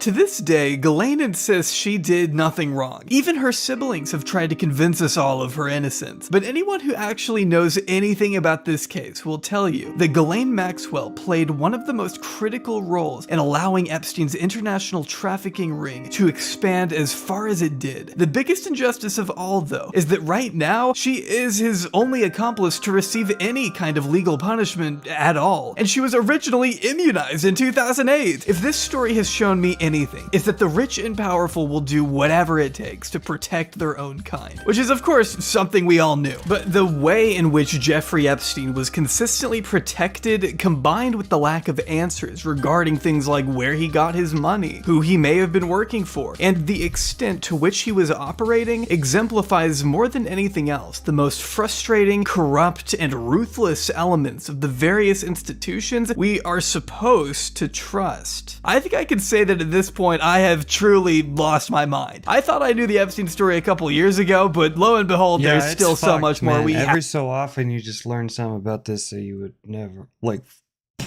what? I can't even keep everything straight about it. It's just like, this is what I don't understand. It's like, why be into QAnon when this real shit exists, right? Like, this is real. This is so obviously, clearly real, and it goes so deep. And there's so many unanswered questions. Like, get into this. Don't get into QAnon. Like, QAnon's based in nothing. Like, this is there's actual shit here. Why are you only interested in things that for which there are no proof? There is no evidence.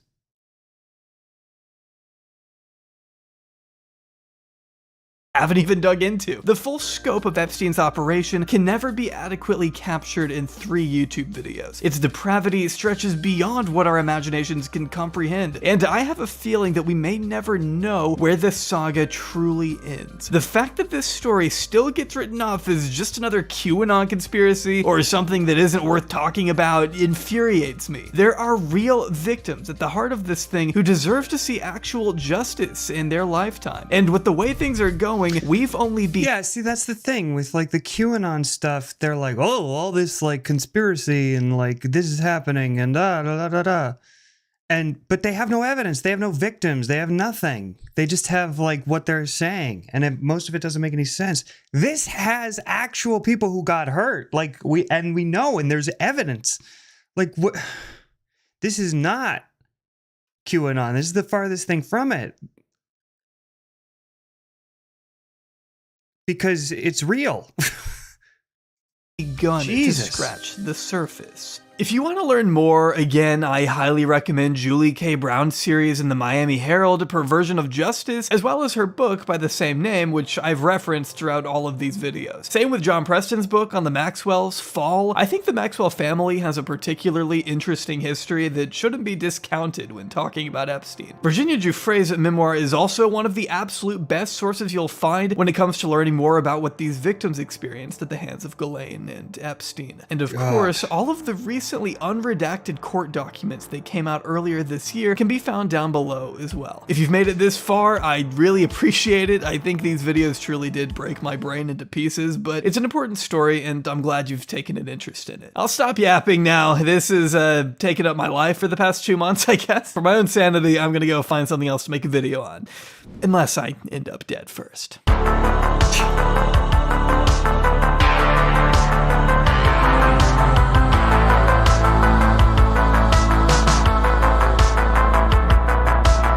Damn, that is crazy.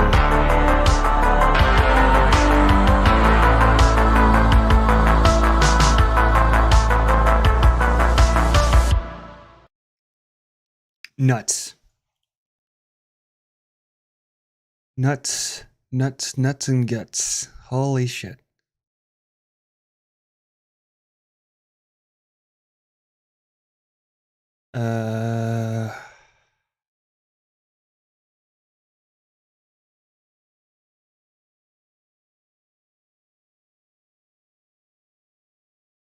What else can we watch?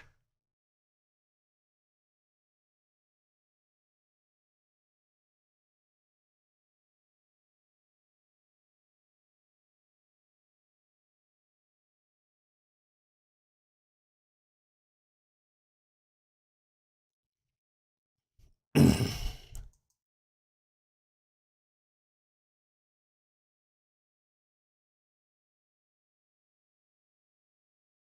right, this is why.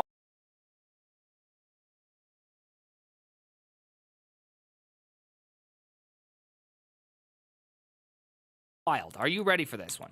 I don't think you guys are ready for this because it took me a moment to even see what was happening here, okay? It took me a long time, okay? I don't know what's going on here, but I saw this and I'm confused, okay? So for those that don't know what catfishing is where you create a fake online persona with the intent of duping somebody. Right. Okay? So that would be catfishing. So creating a fake online persona is not catfishing. Trying to dupe people is. All right, so now that we have that kind of thought out and understood, let's look at this. So this Instagram post was from around 2018. So let's first look at the Instagram post, and then we'll go on from there.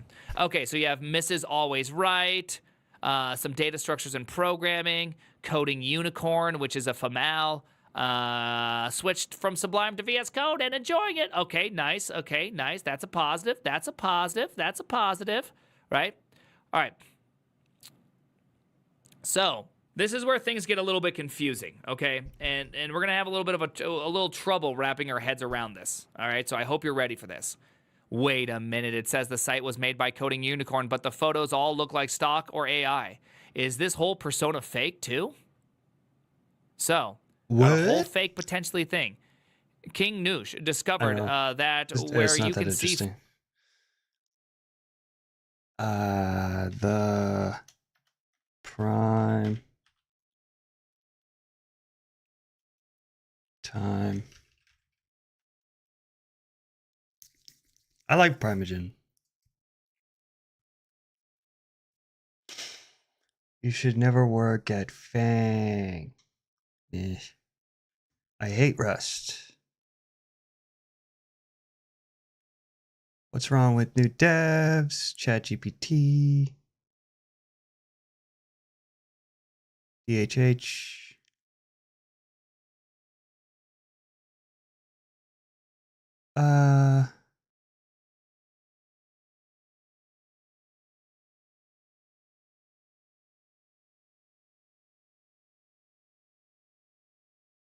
Let's watch this. 20 years into my software engineering career, and one thing that has always impressed me is the fact that every dev has a willingness to listen to everyone's arguments and truly come up with the best solution, specifically in open source. Moron.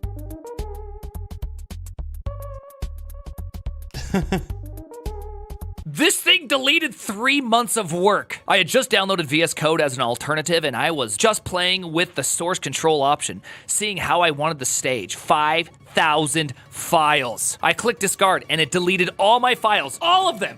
Permanently. How the fuck is that even possible? 3 months with 5,000 files. That's 55 new files a day. And you never put it in source control? Skill issues. Absolutely a waste of time. Stay away from this tool set. Yeah, definitely skill issue. Like, I don't like to be that guy, but it's like, come on, man. What are you doing? Not in source control, not on any other device? That's on you, man.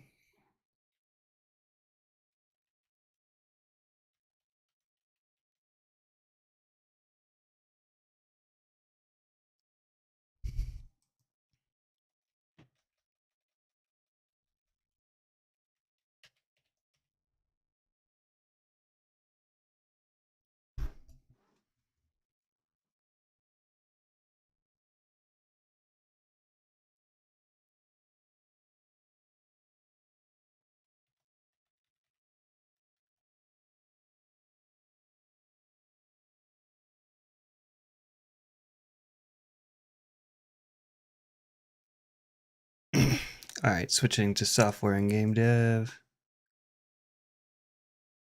All right. I tried installing to a local directory. The poor design of the headers produced countless compile errors. I tried installing from my Linux distro repo, and the libraries were not included in the install. I tried doing a sudo make install and used package config to supply the compile and link parameters and got countless link errors. I've gotten mad developing software before, but it never occurred to me to go online and get mad at the open source community for that. And write something like this, getting mad at them. It's so crazy. Why are you so mad, bro? I am no noob. I have written and compiled so many programs under Linux and Unix, and Google Mock/Google Test have wasted my time more than any other library I tried to use. You basically have to be a CMake guru to use these tools. Stay away unless if you have considerable DevOps. Jesus experience. Christ. Note to self, don't invite Mark to the next party. Parties are an absolute waste of time anyways, unless if you have considerable social experience. Hey, the name's the Brimogen. You may know me because I force push to main, but you probably shouldn't do that. You know what you should do? You should probably learn how to stack your PRs. Introducing Graphite, today's sponsor, which takes your PRs from looking like this, disgusting, to looking like this. Graphite is the code review platform that puts the developer experience first, giving you all the features you've been missing from GitHub. Stacked pull requests, intelligent notifications, and a filtered PR inbox. Fully integrated with GitHub, Graphite allows you to use a stacking workflow to break up large feature changes into stacks of small PRs that can be reviewed and merged independently or all at once with the click of a button. Stacking with Graphite allows you to ship code as fast as you can write it. So check out Graphite at gt.dev/prime. Yeah, what's wrong with people on GitHub? Why you gotta be like that? Good looking. Perfect for gorgeous looks. Can push as soon as possible. Epic Games Art V2 admin, Epic Games developers, Epic Team admin. Epic Team admin, verify the pull request and merge ASAP. I think you just notified 398,463 members. Nothing's better than when you get a company-wide email and someone responds like, nice job, but CC's the entire company. This guy just nice jobbed the entire company. Oh, it's Hacktoberfest already. How to ruin your day with one easy at tag to 400,000 people. I like turtles. Don't threaten me with a good time. I hope one day I, too, can notify 400,000 people for a README change. Remove my password from the list so hackers won't be able to hack me. No description provided. Dolphins. It's such a good password. Dolphins, man. I want to be the person.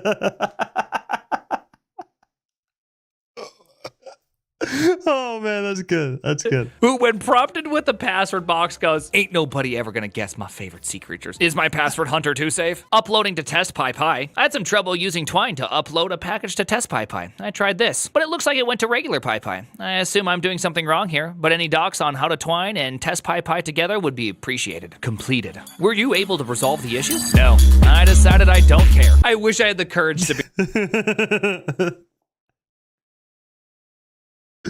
We've all had that thought. Come on. We've all thought that before. Most of us don't say it or actually go through with it, but we've all had that thought before. Oh, it's going to prod instead of dev? Fuck it. Be this guy, because that was the most relatable reply I've ever seen. I just wanted to start by saying you did well, but not good enough. You're shit at modding, period. I first have an issue with my release not recognizing my save file and come back to 1 month later to update my P4G mod loader to 1.4.0 and now Persona 4 crashes on startup. What the fuck is next? This guy is getting angry and writing a whole fucking article to people who provided free software because it doesn't work the way he wants it to. That's so not surprising at all. Don't even get me started with the release.json file. Whoever runs this mod loader shit should just quit. I'm being completely honest here. You are doing a shit job and can't fix your shit no matter how many bugs get fucking reported. Take this as constructive criticism, P4G. Ain't yo shit, man. Go make some mods for Cyberpunk or something. Oh wait, how the fuck are you gonna do that when it's the most buggiest game of all time? Yeah, y'all shit. Cyberpunk out there catching strays. Right? Imagine just Damn. devoting your life to building mods and someone starts off by saying, hey, it was a good run, but you're terrible at this. You gotta consider something else. At least you're not as bad as Cyberpunk. I'm not sure who got hurt more in that one. The default border width unit pixel is the wrong choice. By default, the unit EM font size relative should be used instead of PX absolute. It looks ugly at small font sizes. For example, 3 pixels will look good at large font sizes, but ugly at small font sizes. This way, it'll always adjust according to the font size. This is an opinionated extension that's designed to mimic the default appearance of Atom. Please feel free to fork this and suit your needs. Who cares what Atom looks like? It's a bug, bigot. I've never seen a 0 to 60 that fast. What? And I've spent countless hours on Twitter. This guy can't really be that triggered. I don't even think Atom has such a bug, moron. You keep using the word. Wait, that missed fast. it. What Atom looks like. Designed to mimic the default appearance. Always adjust according to the font size. This is an opinionated extension that's designed to mimic the default appearance of Atom. Oh, okay. The default appearance on Atom. Please feel free to fork this to suit your needs. Please feel free to fork this and suit your needs. Who cares what Atom looks like? It's a bug, bigot. I've never seen a 0 to 60 that fast. And I've spent countless hours on Twitter. This guy can't really be that triggered. I don't even think Atom has such a bug, moron. You keep using the word. I don't think it means what you think it means. He was so frustrated he had to make 2 comments in a row. He had to come back just in case. Yeah, well, you're a moron also, bigot. Open source isn't all just people calling people bigots for no reason. Dude. It is such a developer thing to be like, if you disrespect my choice of code editors, you're being a bigot. What the fuck? It is both hilarious, shocking, and yet not at all surprising when you think about who it's coming from. Oh my god. Sometimes it actually can be quite useful and helpful. Scowy big no functionality at all. But what the hell, boy? Senpei, your little Kawi Pwint implementation is getting out of control. Please have a look at this. This is actually a really detailed bug report. Sorry for the inconvenience. That wasn't covered by any test case. Fixed it now. Thanks. What the fuck? You can't be upset. It was an incredibly useful bug report. Thank Miku-chan. But this isn't Miku-chan's most notorious bug report. In fact, this one is. And it I fixie whiskey. Sorry, that's funny. I fixie wixied the JSON API fuxy wuxy. I will place the prototypes.func with a more streamlined kawaii prototypey.funky wunks. Object that make the JS go super duper fast. Starts twerking. Can you please merge my pull request, senpai? Ooh. What in the name of fuck? Oh my god, I love it. I love it. It is so funny. It even earned. Bro, what are you talking about, man? From the React man himself. Miku-chan, you're my spirit animal. Oh, Too many that's emojis and awesome. concurrency and async await explanation. The explanation page for concurrency, and more specifically its example with burgers, become hard to read for me because of it. Wait. Oh my god. He's going too fast. It's so ridiculous. The explanation page for concurrency, and more specifically its example with burgers, becomes hard to read for me because of its many emojis. An excerpt. The documentation has too many emojis in it. Oh man, okay. It's in many emojis. You go to your crushes.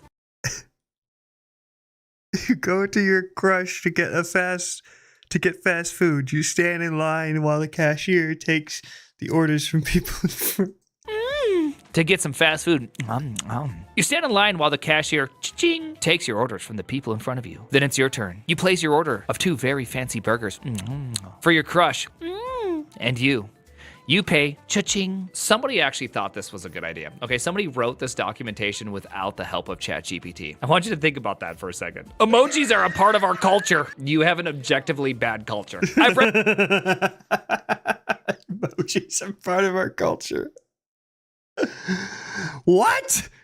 Okay, the other thing you have to think about, genius, is that what if the emojis don't render for whatever reason? It's going to be a bunch of random nonsense words in the text. Oh my God. Read the documentation, I don't feel the same as reading your example, as it's clearly ill-intentioned to prove your point. Emojis just make it super hard to read, man, okay? I'm not a child, so sorry. I don't use emoticons. The proper term for emojis, by the way, you zoomers. Delete duplicate word long in introduction. Hi friend, I deleted a duplicate word. That's intentional. I've always wanted to know what happened in that original meeting when someone suggested int and then someone's like, well, we need a smaller int. They're like, short. What about a bigger int? Long. 6 months later, we need something longer than long. You know, I just got done watching Star Wars and I think long is the way to go. If you ever think you're bad at naming stuff, just remember, long exists. Okay, It's technically long int. Saying it makes me feel so stupid. Fixes a bug where your mother would delete. Fixes a bug where your mother would delete your species after calling you a disappointment, rendering you a broken husk of a mob. What? Your species after calling you a disappointment, rendering you a broken husk of a mob. Yep, so I was investigating why a player was weirdly unable to equip things, or do a lot of stuff, and encountered in the runtime logs that their species datum was deleted. How? Well, the answer is your mother. The hallucination of your mother uses the hallucinator species datum to create itself, which calls species, but it passes your actual species datum as an anarg, which leads to the mob having your species datum. Then when your mother goes away and deletes herself, so does your species datum, leaving the hallucinator extremely broken, bugged, and humiliated. Why is it good for the game? Nerfs your mother. She's too powerful. Now you may be thinking that's funny, but it can't be that big of a deal, right? No, it actually is. It got voted the biggest fuck up of the year in 2023 with 37.5%. What was the biggest fuck up of the year? Fixes bug where your mother would delete your species after calling you a disappointment.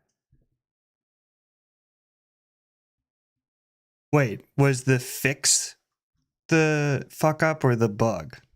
Of the votes. Over doubling the next amount of votes to becoming an infinitely exploding grenade with this one weird trick. I hope one day I can create a bug to get an award. Okay, that is incredible. Okay, I want that award. I want that award right now. Underscore is number, not a number returns true. As NaN stands for not a number, the is number check in this case seems like it should return false. I noticed from other discussions that it is in fact on purpose. Maybe the documentation should reflect this fact explicitly. You're right, it is on purpose, and I don't think it needs to be explicitly stated. Anybody that's ever worked with IEEE 754, actually it's 754-1985. Come on.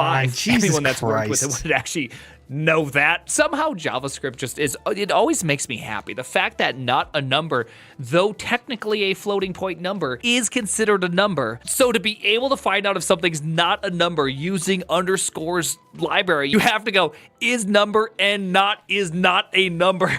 Who did this? Who did? JavaScript.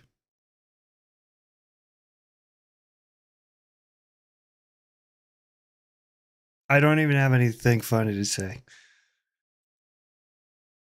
This. But the funnier thing is how long this discussion went on. Many months later. This definitely seems like a case where semantics should trump technical facts. Yes, NaN may be a number according to some specs. Eventually. I was surprised too to find out that is number NaN. One debt to society later. NaN is also confusing in the document. One winner later. If is NaN number value alert number required. I don't even know what that means. You get the idea. Making is number behave correctly in a semantic sense means I'll never actually use it. Is finite appears to be the function that works the way I'd expect. Of course, one day after posting this, I discovered that is finite string number is true, even though the argument isn't a number. 9 years of discussion, and the proposed fix, which was suggested 9 years earlier, takes in a string.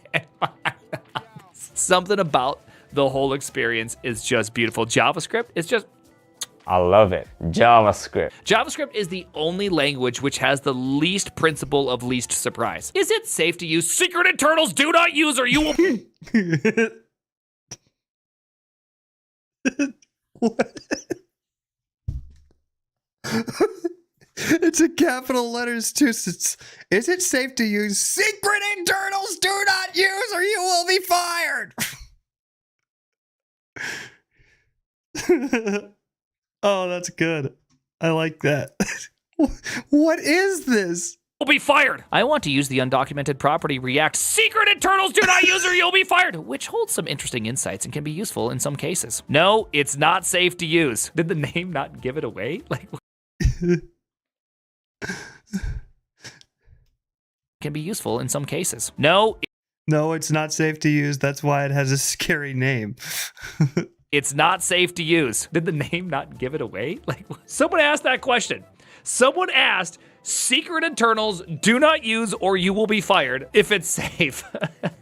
This guy probably smokes at the gas pump, okay? Santa hat on VS Code Insiders and pushing of religion is very offensive to me. Santa hat on VS Code Insiders and the pushing of religion is very offensive to me. Additional Xmas has cost millions of Jews their lives over the centuries. Yet even if this was not the case, pushing religious symbols as a part of the product update is completely unacceptable. Please remove it immediately and make it your top priority. To me, this is almost equally offensive as a swastika.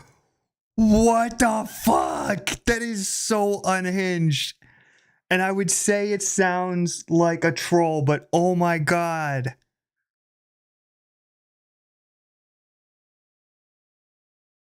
Additionally, Xmas has cost millions of Jews their lives over the century. Christmas? I don't think it was Christmas, man.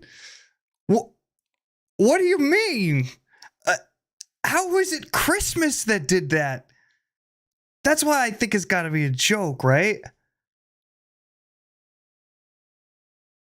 God, did he choose the highest res photo just to show how small it is in comparison to the rest of the editor? Look at how tiny it is. Look at how tiny it is. We're sorry we hurt your and others' feelings. We'll remove the Santa hat immediately. I cannot believe Microsoft capitulated to this guy. Did Microsoft, they seriously you're so remove the Santa hat after that unhinged comment? What the fuck? That's crazier than the comment. Holy crap. Removing that is literally crazier than the comment, which I remind you said that Christmas had cost millions of Jews their lives over the centuries. Not Christianity, Christmas. I don't even know huh? Soft. You are so soft. The guy deleted his account, probably due to the harassment. But you know what the best part is? Did you highlight over the guy's name right now? Did you see what his profile picture looks like? Lover of Santa Claus, Christmas, and all things holiday. Currently residing in the North Pole in Santa's bed. Got deleted. They removed the Santa hat just for a guy whose profile... It's so bad. Oh man, that is so good. I love that so much.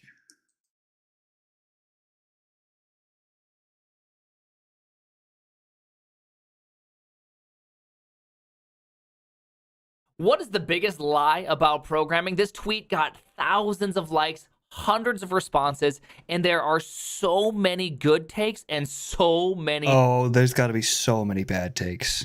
Terrible takes. So let's go over some of the biggest lies in programming. You must learn how to swap two variables without a third variable. You must learn how to swap two variables without a third variable. Follow my path and you will get to the same destination. We need gatekeepers. Clean code is just for people who write books and blogs and is a matter of taste without technical reasons. I agree with the last three. I don't know what the first one means exactly.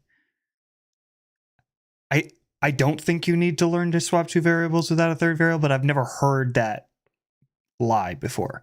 So, I mean, yeah, this is a good little piece of knowledge to have, and I've actually used it before in real programming, but the reality is no, you don't need to know that. So, okay, check mark.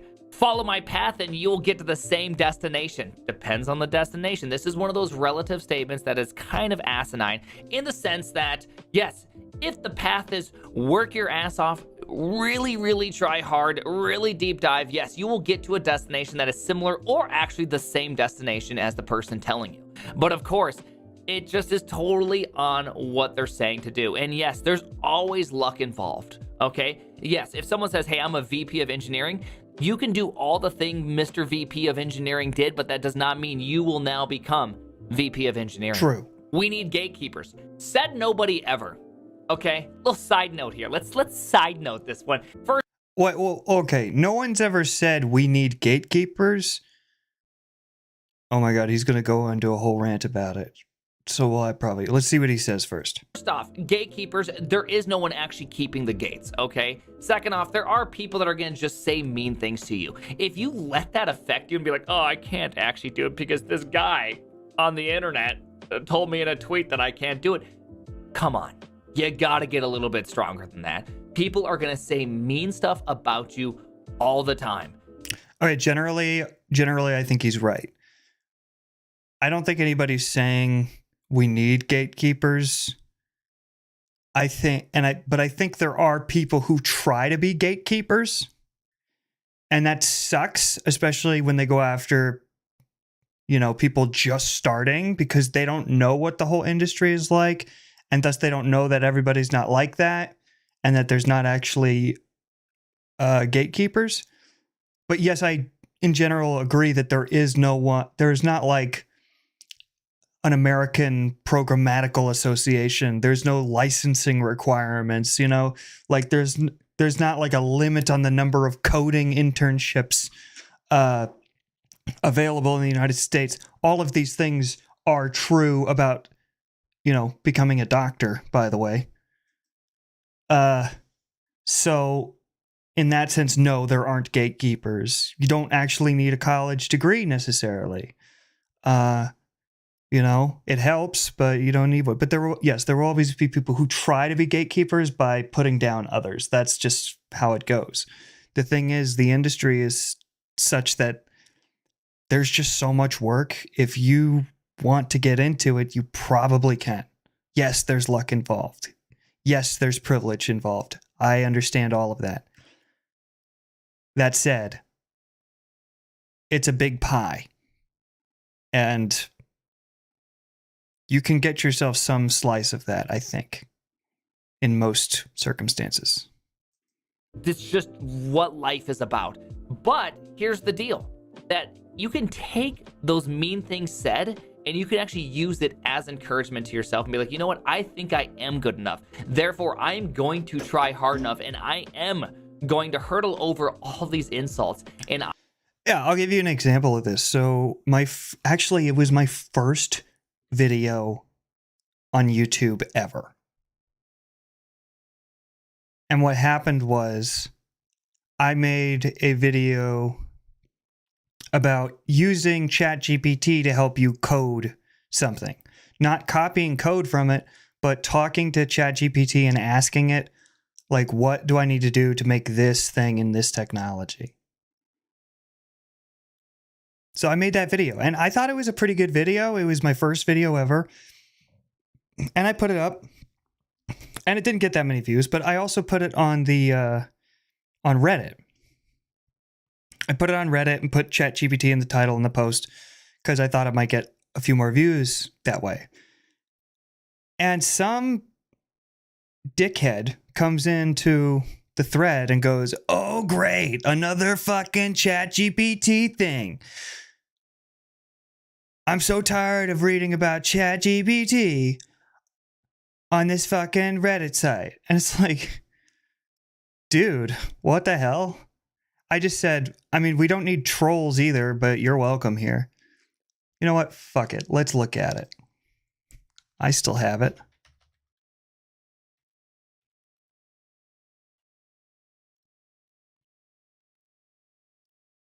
And I'll tell you the funniest part about this. So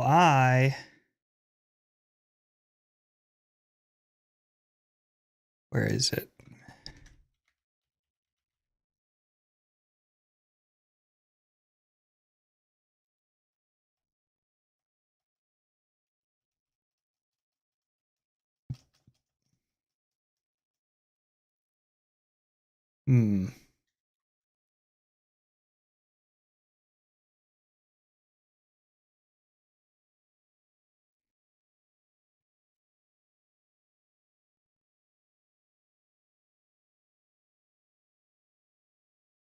It was a while ago.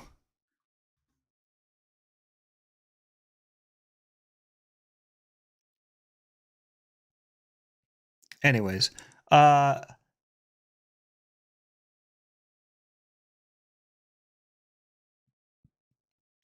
as I was saying, he's basically just being an asshole. And then I was like, okay, I mean, you clearly didn't read the post or watch the video, so I don't know why you're here commenting. And then he's like, of course I didn't read it.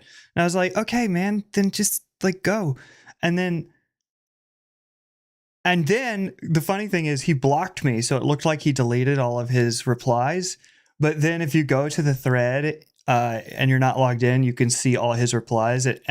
He wrote like one more thing, and it made him look like he got the last word. And I was like, oh, okay, owned. Yeah, you're pathetic, dude. You are absolutely pathetic. But anyways, so as I was saying, there are people who will try to be gatekeepers. And there may be, unfortunately, people who discourage people out of trying, and that sucks. But if someone's trying to do that to you, just know it's because they're insecure.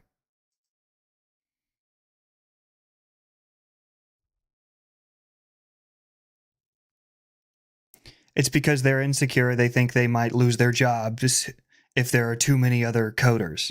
It's a ridiculous, awful way to think of things. And completely untrue. There's not a finite number of jobs. The more people who know how to do it, the more work we can do, the more businesses can exist, the more jobs can exist. That's how it works. Being a gatekeeper is absolutely ridiculous. I am going to be better than that. Now, you shouldn't be motivated just to spite somebody. That's disgusting.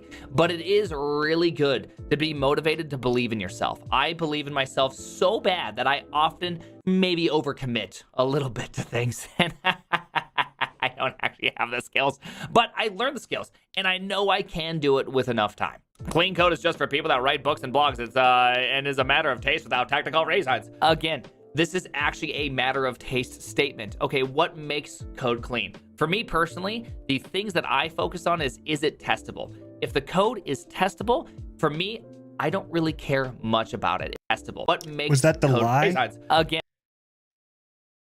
Clean code is just for people who write books, blogs, and is a matter of taste without technical reasons. I mean, not exactly. Because clean code is like about readability and stuff like that and organization. But yeah, I think it kind of does come back to a matter of taste, right? It's like you can have objectively badly written code. That's true. But, you know, there's a million different ways to organize things in a way that makes sense. It's just, yeah, it's going to be a matter of taste. Clean code is just for people that write books and blogs. And is a matter of taste without technical reasons. Again, this is actually a matter of taste statement. Okay, what makes code clean? For me personally, the things that I focus on is it testable? If the code is testable, for me, I don't really care much about it. If the function does too many things, yeah, you gotta break it up. Okay, I wanna see things broken up. Oh, but if you used this method versus that method, if you did this versus that, I honestly don't care. Switch statements, if statements, whatever. Okay, while loop, for loop. If there's a good reason to use it, I don't really care. What I care is that you can test it. Hand me a piece of code that is not going to break, and if it does break, I have a good understanding of what were the expectations via some sort of unit test. There you go. Clean code for me. I know some people are going to get really... Did that rub you the wrong way? Did that rub you a little wrong? Okay, are you chafing a little bit? Do you need a little coconut oil? Oh, did it hurt me? Okay, I really love my beautiful if statements and I only use functions because classes are the devil. Okay, I hear you. Slow it down there. It shouldn't take me too long to fix this bug. Okay, this actually just hurts my feelings. Okay, I just want you to know that this is too personal. You obviously have been watching my Twitch stream and this is emotionally painful. Okay. Ashley, not funny. That it guarantees you a high-paying job. Nope! What it guarantees is your location and who you know. Okay, so first off, it does not guarantee your location. I think that just might be a grammatical error when reading this. What does that mean? I don't understand. Guarantees is your location and who. What? It guarantees you a high-paying job. Nope. What guarantees it is your location and who you know. Oh, okay. So what guarantees your high-paying job is your location and who you know. I guess that is true. I'd say that's probably somewhat true. It's a little overly simplified. I think that, I mean, you don't have to know anybody. Like, I genuinely don't think you have to know anybody. It helps, but you don't have to know anybody. There's lots of information out there. And location, okay, maybe a little bit. But with remote nowadays, I'd say probably not so much either. Who you know. Okay, so first off, it does not guarantee your location. I think that just might be a grammatical error when reading this. I think what he's trying to say is that that your location guarantees whether or not you're getting a high-paying job. Yeah. That's actually pretty debatable. You can get a six-figure job in San Francisco and be living below the poverty line. True. Okay? San Francisco is a horrible place, yet it pays six-figure jobs. Okay? So, no. A high-paying job is really relative to your market. If you live in a place that $1,200 per month is considered good income, you potentially could get $2,000 per month doing programming. And that's great. That's a high-paying job relatively. Now, is that as high as, say, what you'd be in San Francisco? No, but the cost of living in San Francisco is absurd. So that is like, it's such a relative type of, I just hate these type of tweets, right? Where it's just like, no, that's not how life works. And this whole who you know business, here's the deal. All the high-paying jobs, we all don't know each other, okay? Not every last person in any one of these FANG companies are like, oh yeah, Ted from marketing, yeah, he got me the job here as senior programming. No, it just doesn't work that way. The reality is that it doesn't matter who you know. That's what makes tech so dang awesome. It does. Okay, I disagree with that. I think it does matter who you know. There's obviously plenty of privilege, among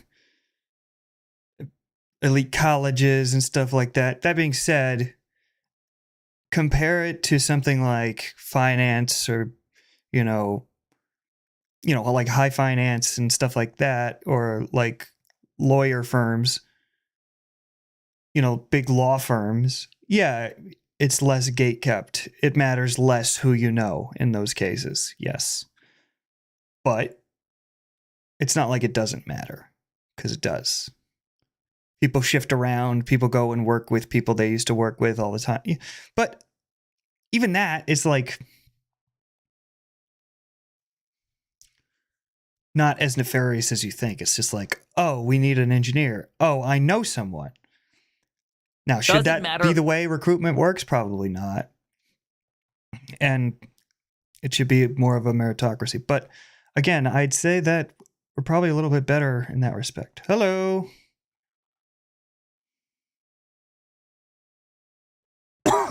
How's it going?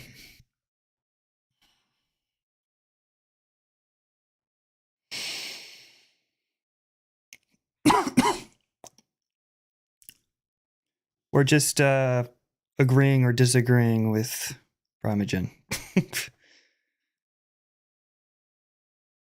Whether you live in BFE, Montana, or the Silicon Valley, you can still get a job. And like, that is amazing. And I feel like this whole thing is just missing the point. Now, this is not true for every country. I get that. But in the United States, it is very, very true that you have a massive opportunity with programming. It's my Yeah, everything I said applies to the United States. I don't really know exactly what it's like. I hear in the UK, devs don't get paid a whole lot. But in Ireland, they get paid a lot more. Not really sure. project. I did it myself. Show me your project source. I'm going to copy it. It's our project. We did it together. Smiley, smiley, smiley, smiley, smiley, smiley. I don't even get this joke. Okay. I don't. It's my project. I did it myself. Show me your project source. I'm going to copy it. It's our project. We did it together. Huh? What's going on? Get this. I feel left out of this joke because what does it even mean? I don't know. We have passion in programming bullshit. Everyone is picking up programming nowadays just for the money. We have passion in programming bullshit. Everyone is picking up programming nowadays just for the money and nothing else. Again, I don't know if he's saying that this is the lie or that this is the truth. I think it's sort of a black and white way of thinking. It's not one or the other, it's both. Like, I can tell you, some people find coding fun, myself included. So it can be an enjoyable task, and it can be something you're passionate about. It's also something you can make a lot of money at. So, like, yeah, there's a lot of people who pick it up for that too. No, I probably wouldn't have pursued it in the way that I did had it not offered, a much higher salary. True, but that doesn't mean I don't like it. This idea that you can't like something just because you get paid for it is silly. Money and nothing else. This one is actually one of my bigger pet peeves. I do think you can pick up programming for the money, but to be great at programming, you really do have to be passionate. And there's like this whole missing thing that's happening, which is if you want a good job, you really do have to be good. And you know what? The thing is, if you're motivated purely by money, when you land a job that is statistically better in pay than all of your other jobs, is your motivation going to wane to learn and continuously get better? Yes, it is. Probably, will I mispronounce continuously? Yes, I will. Will you not be as good as the person that is passionate just for the sake of being passionate? Yes, you won't be as good. And so this is one of those tweets that I think is really destructive. You should have passion. You should want to be the best developer, not because you're trying to crush other people, but because you yourself should be motivated about yourself. Biggest lie, JavaScript is a career. Because the career is actually programming, application development, software engineering. JavaScript is a tool for people in those careers. Okay, sure.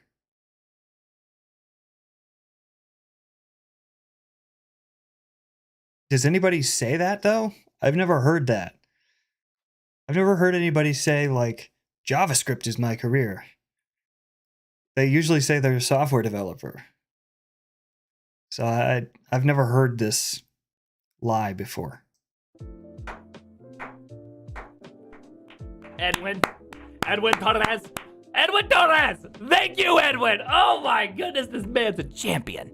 All is about copy and paste. You don't even need to know everything about a programming language. This one actually is a pretty astute observation, which I think kind of describes this level, right? You'll see a lot of these kind of new tech influencers coming out where they don't have a lot of years of experience, and they all laugh about how it's just copying and pasting. You don't need to learn these things. You just got to look it up. Just use Google Copilot or Microsoft Copilot, whatever, right? We get the idea that yes, there are some things you just simply have to look up to know, right? Do you remember how to check, see if a checkbox is checked in HTML? Probably just need to look that up. Not a big deal. But the reality is that the more you know about a language, the more proficient you're going to be. Okay, you're going to be able to tackle a huge swath of problems without having to look up a single thing and be limited by this constant Googling, constant trying to, frame your problem in some sort of sense. And so I really think this is a great observation. You should really try to learn the language that you use. You should really try not just simply looking up every single answer. Take a little bit of time to try to see if you can remember the solution. Try to build it. Try to do something with it, because honestly, it is one of those tragic things that I see where people just don't even know the basics of a language. Yeah, I'd say up until the point of the basics, that's probably true. Like, you should simply study, copy, not copy paste, but copy out like code. Make sure you understand the basics, data types, for loops, things like that, classes, functions, and things like that before you try to go like make a blog, right? You should know the basics of Django before you go try to make a whole freaking like monolith web app, right? So I think that's true. On the other hand, on the other end of the spectrum, you have tutorial hell, right? And tutorial hell is when you can't get out of the process of learning. You can't get out of the process of, well, I need to know this, and then I can make my project. It's like, no, you need to start working directly towards your goal at some point. And probably the sooner the better, because that'll keep you motivated.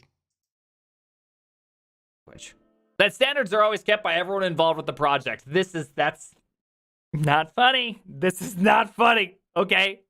This hurts. Okay. Both as a man who's worked in projects with no standards and as a man that does not have very good standards and have polluted other projects. Okay. This is painful. Okay. It's a two-way street and I'm getting cut on both sides.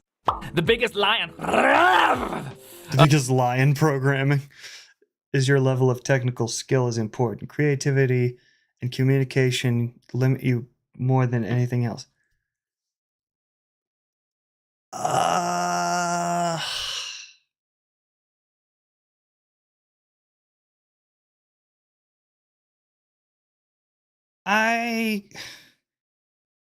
What is with the lack of nuance here? Is like, these are both important things. You need to have technical skills. Yes. You also need to be able to communicate. Right? Programming is that your level of technical skill is important. False! Creativity and communication limit you more than anything else. Again, this is a very, very unique take. I would say communication is a very important aspect. Creativity, a very important aspect. But technical skill is very, very important. The fact that it just says is important across the board and then effectively claiming that it's false is just absolutely hands down wrong. Being technically competent is extremely valuable. Yeah, that's crazy. I think the thing is that sometimes tech is seen as magic, and thus having technical skills is seen as wizardry, and thus is thought of as something you're born with. It's not. You can absolutely learn technical skills, and that is how you increase your productivity, and that's how you become better. Like, I think the confusion comes in is where people think that being technical or having technical skills is some kind of innate personality trait. It's not. It's something you learn. Some people have to work really hard at learning it, but you can learn it. Just like everyone can learn a language, everybody can learn tech. They can. They really can. The highest paid engineers are not paid based off their ability to be, communicative. Okay, if that's even a word. Really, some of the best paid engineers is because they have an extreme technical expertise in some arcane area that is exceptionally hard to hire for. That is the reality. The mid-paying to above mid-payings are based on more this communication type barrier. The creativity one's kind of interesting. I'm not really sure how to put that where, because to be able to be technically proficient, it does require some level of creativity. To be good at communication, it does require some level of creativity. So I don't know if that really can be disjointed, as Sam over here is suggesting. Okay, I don't know about that, Samuel. Programming is easy. You gotta be very smart to program. Programming is hard. You need to be smart. It's easy. It's easy! Learning to code is hard. And you can learn stuff via YouTube tutorials. Biggest lie of them all. All right, so is it easy or is it hard? Which one is it? It seems like everyone has a different opinion here. Now, I'm gonna try to clear this up right here, right now. Yes, programming is easy. Yes, programming is hard. It is hard to learn. Learning both syntax and semantics at the same time makes a task very difficult, okay? It's one of those things. relatively easy to pick up and impossible to master.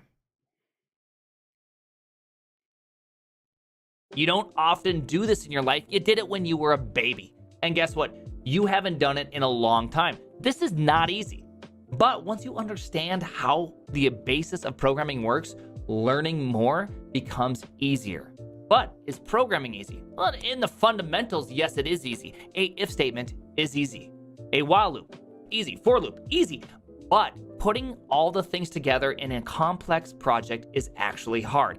Good example. Do you understand how to do AND, ORs, and XORs with bits? Yeah, not too hard. You could learn all of that stuff in just like an hour. But is it hard?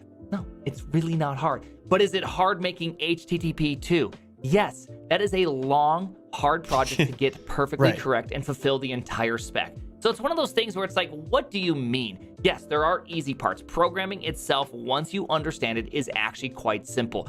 Building complex projects, is that easy? No, of course not. No one has ever said complex projects are easy. This is just ridiculous. The devil's in the details, and implementation details are your entire life. Okay, so yeah, not easy and easy, same time. Python is easiest. Python is easy. Python is good for beginners. Well, this one, the Python is good for beginners. This is actually really sound advice, okay? The fact that they're trying to display this as a lie is absurd. Python is great for beginners. It is fairly simple to learn out of all. Some like people like think they're being purist by being like, no, you should learn C first. No, you should learn Java first. No, learn Python, because honestly, it being easy at first is good. Getting more complex as you go is good. There's no reason to start with something complex.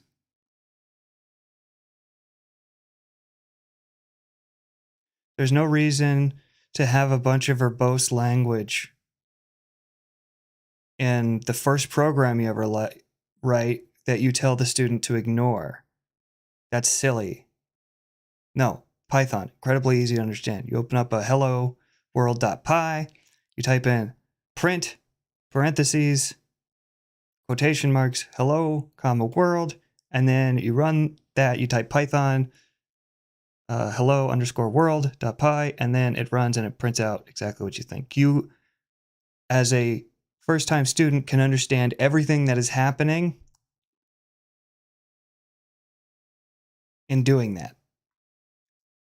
And everything written in that script. With Java, you can't. Programming languages. Python is one of the easier languages to program in. It is a nice programming language to use. You don't have to think nearly as hard as you do like C++, or if you're managing your own memory. Have you used Rust? Damn it. Rust is just so not easy compared to Python. Python is easiest. Yeah, there might be a language easier than Python. I just don't know if that's actually true, okay? Python is one of the easiest languages to learn. Now, to be obviously awesome at Python, years of experience. It takes some time. But this is just, I don't even understand how these exist, right? Yes, Python is good for beginners. I agree with this takedown here. Look at this as a lie. If you are learning how Start a newbie on C or C++ and watch how quickly they give up. Yeah. Yeah, I agree. to program, choose JavaScript or Python. Make your life easy. I personally think JavaScript is the best language to learn as a beginner. Now, before you hate me, hear me out on this one, okay? Hear me out on this one. In fact, you need to hear me on the green screen, okay? We're going back to the green screen. I think. Why is JavaScript the best one to learn? The reason why I think it's the best one to learn is that you get an opportunity to do the front end and an opportunity to do the back end. And by doing those two things together, you can determine what do you actually like. And then once you know what you like, guess what? Stop using JavaScript if it's the back end. Okay, go use Go or anything else. But if it's the front end, hey, you pretty much are limited to JavaScript. You can kind of WASM, but you still have to interact with JavaScript. Great language to learn. Get awesome at it. Run wild. But please, if you're in the back end, stop using JavaScript. Okay? It's not good for anybody's health here. Stop it! So this last part I think is an excellent one to kind of stop on. That you have to have a formal education to be legitimate. You need a degree to understand it. That employment is accessible to people without CS degrees these days. Now, I think these... okay. All right. Couple things. What was it? They said obviously, this third one is... The biggest lie? Okay, the lie is that you have to have a formal education. Yeah, that's true. That being said, though,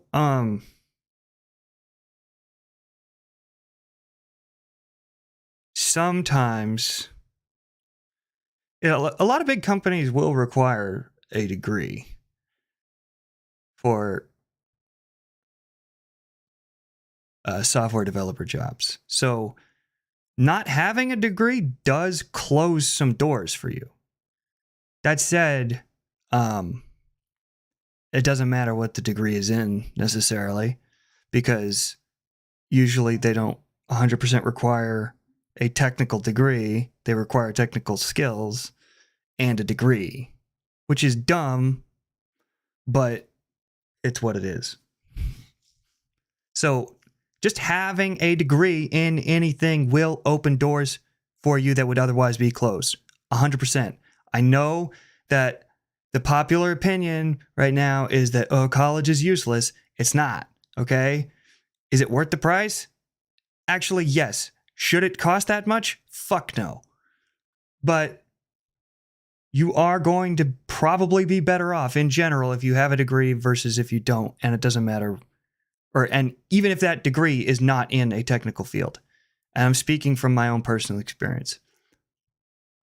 That said, there are plenty of jobs out there in tech for people who don't have degrees. Formal education to be legitimate. You need a degree to understand it. That's definitely a lie. Like, you don't need a degree to understand it. I haven't heard people say that, really. That employment is accessible to people. This one sounds like it's coming from someone who's jaded or is just a troll. That employment is accessible to people without CS degrees. He's saying that that is a lie. That is absolutely not a lie. That is true. I do not have well, when I entered the tech space, I did not have a CS degree. I went back and I got a master's, but I did not have a CS degree when I got my first job in tech, nor was it necessary for me to get one after I did get in tech. I did it because I wanted to. Does it help? Yes. But this sounds like either a troll or someone who is just, unfortunately, had some bad luck or trouble finding work. And I've been there, too. I've been in the, I suck, I'm never going to get a job. It's fucked. But do not listen to people like this. Do not listen to people like this. Do not listen to yourself if you find yourself saying something like this in your head. It only hurts.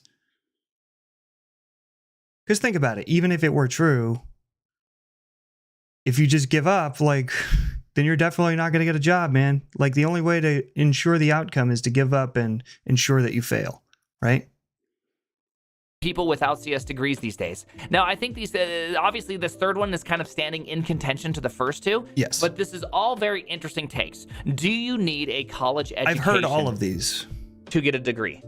Absolutely not. You do not need a college education to get a job. Can we rewind that? You don't need a college education to get a job, but it is certainly easier to get a job with a college education. These people that just have these takes where you're like, you don't need it, don't do it, you're gonna go into debt and it's horrible. These people are just so disconnected, okay? They're wrong. It just doesn't, it's not that simple.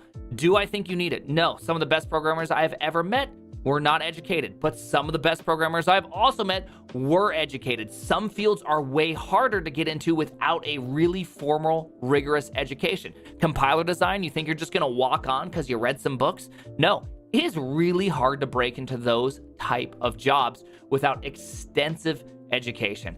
I'm just saying you can learn, you can use ML but to program new algorithms to really extend the base frameworks requires differential calculus, differential equations. It requires, you need partial derivatives for backprop errors, right? Like there is like a lot to it that's really hard to learn on your own and to actually show that you are good at it. True. So it's like one of these things that is just like, it's just such a frustrating talk on Twitter where people just have these really extreme views on everything where it's just like, you absolutely don't, you absolutely do. No, it helps to have it. It will make your life a lot easier, but is it purely able to be the only thing that makes you successful? No, you can totally do this self-taught. People at Netflix are self-taught. I've met them, I've worked next to them, I've sat next to them. It does happen. By the way, Emma right here, great point. You don't need it, but man, does it help, right? Backing me up here. This anti-cloud guy, once again, this is like the gatekeeper in the other. If that's what you believe, says the guy who maintains 11 corporate clients without a degree and is self-employed. The degree doesn't mean shit. Come on. Their direction, right? If that's what you believe, says the guy who maintains 11 corporate clients without a degree, like, it doesn't matter your credentials. Your credentials do not mean that that's what everyone should do, right? Just because you didn't get a degree and you have some level of success in your life doesn't mean the person does or does not need a degree because you got successful. There's always luck in every success story. Just how it goes. So if you disagree with anything I said, lay it down on me. Hit me with some comments, okay? I want to hear you. What do you think the biggest lie in tech? Don't reply to this because I don't need to see it. Because I don't see it. Make sure to check the actual top comment. Please, Prime, do not see this comment, okay? Wait. Being creative in programming requires technical knowledge and lots of it. How are you going to come up with creative solutions if you don't have if you don't know the possibilities of your tools? True. The biggest lie told by online programming courses is that their product will make it easier for you to jump the gap from no professional programming experience to your first coding job. Landing your first coding job will likely be the result of you applying to dozens of even hundreds of jobs, even if the job market favors employees. Okay, sure. Wow, this is a great break from all the tech influencers. I seriously question how many of them actually work in tech. Prime, I absolutely love that you bounce between high-energy, fun-loving Twitch streaming, professional goof, and the other side. Gentle mentor with real advice. Okay. I can't get over how many biggest lie new devs get told is that bugs are just from coding errors. In bigger, more complex products, they can often be more bugs from requirements and design than code. Okay, interesting.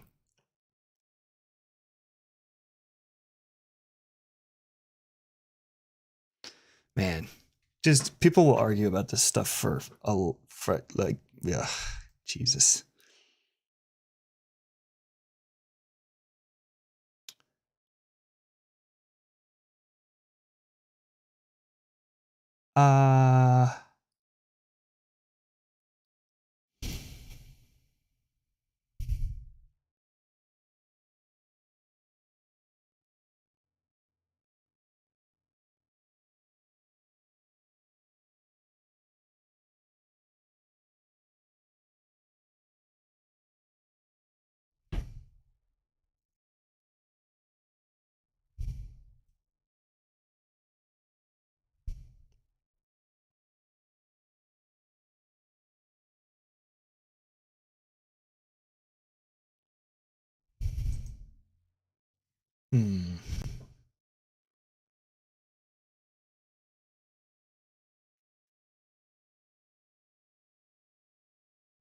All right.